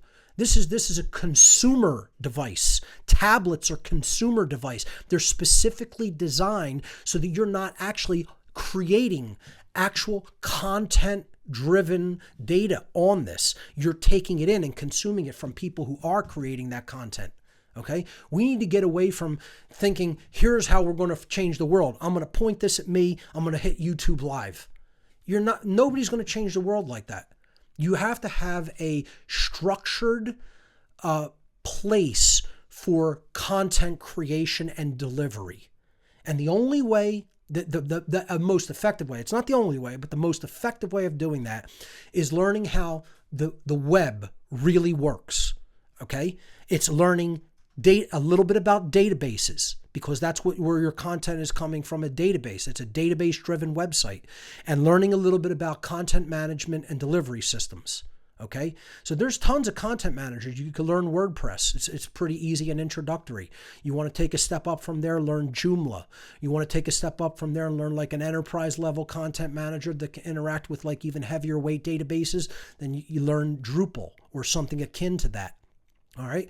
So there's many, many more. There's e-commerce content management systems like Magneto or CubeCart or other ones. Okay. So what you have to do is you have to research open source software for the web and specifically content management systems, right? And you could start learning how to build your own website. And this is what I encourage people to do. Drop the keyboard and Facebook commando rap, okay, and YouTube warrior, and get your own site where you can effectively deliver your own message and your own content. That's the number one thing that I recommend to people who are interested in putting the truth out. Stop depending on these big tech giants' nonsense because they're control freak, authoritarian, totalitarians, okay? And largely they're communists, okay? They're Nazis and communists on these platforms, okay? And I mean that from a real deep-seated religious cult point of view is what they are, okay? So we need to drop our dependency on those platforms and really try to deliver our own content through our own mediums. And that's what the web was supposed to be. The web was supposed to be an eclectic, idea tank, so to speak, where we can go to all these different websites and get a whole bunch of different perspectives. That's what they've tried to shut down, and are continuing to do. Learn content management systems, publish your own content, make your own website. That's my best advice to anybody who wants to have their voice out on the airwaves. Okay, let's move on. Let's go to Patty Lager. Patty, another old friend. Welcome to What on Earth is Happening. What do you have for us today? Okay, make sure your mic is unmuted at the bottom. Patty, are you there?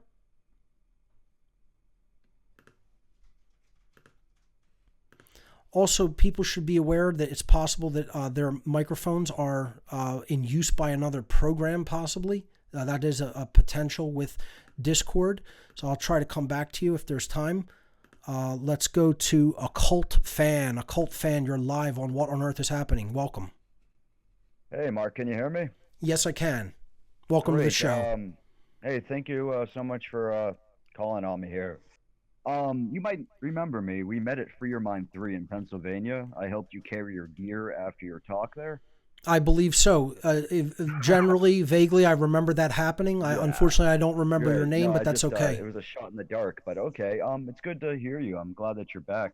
Thank you. I'd like to quickly start with a quote here from the Buddha, since the Bodhisattva was mentioned. It says, "Do not dwell in the past. Do not dream of the future. Concentrate the mind on the present moment." Beautiful. I figured you'd appreciate that, given that was one of the 5 occult initiations that you talked about. That's right.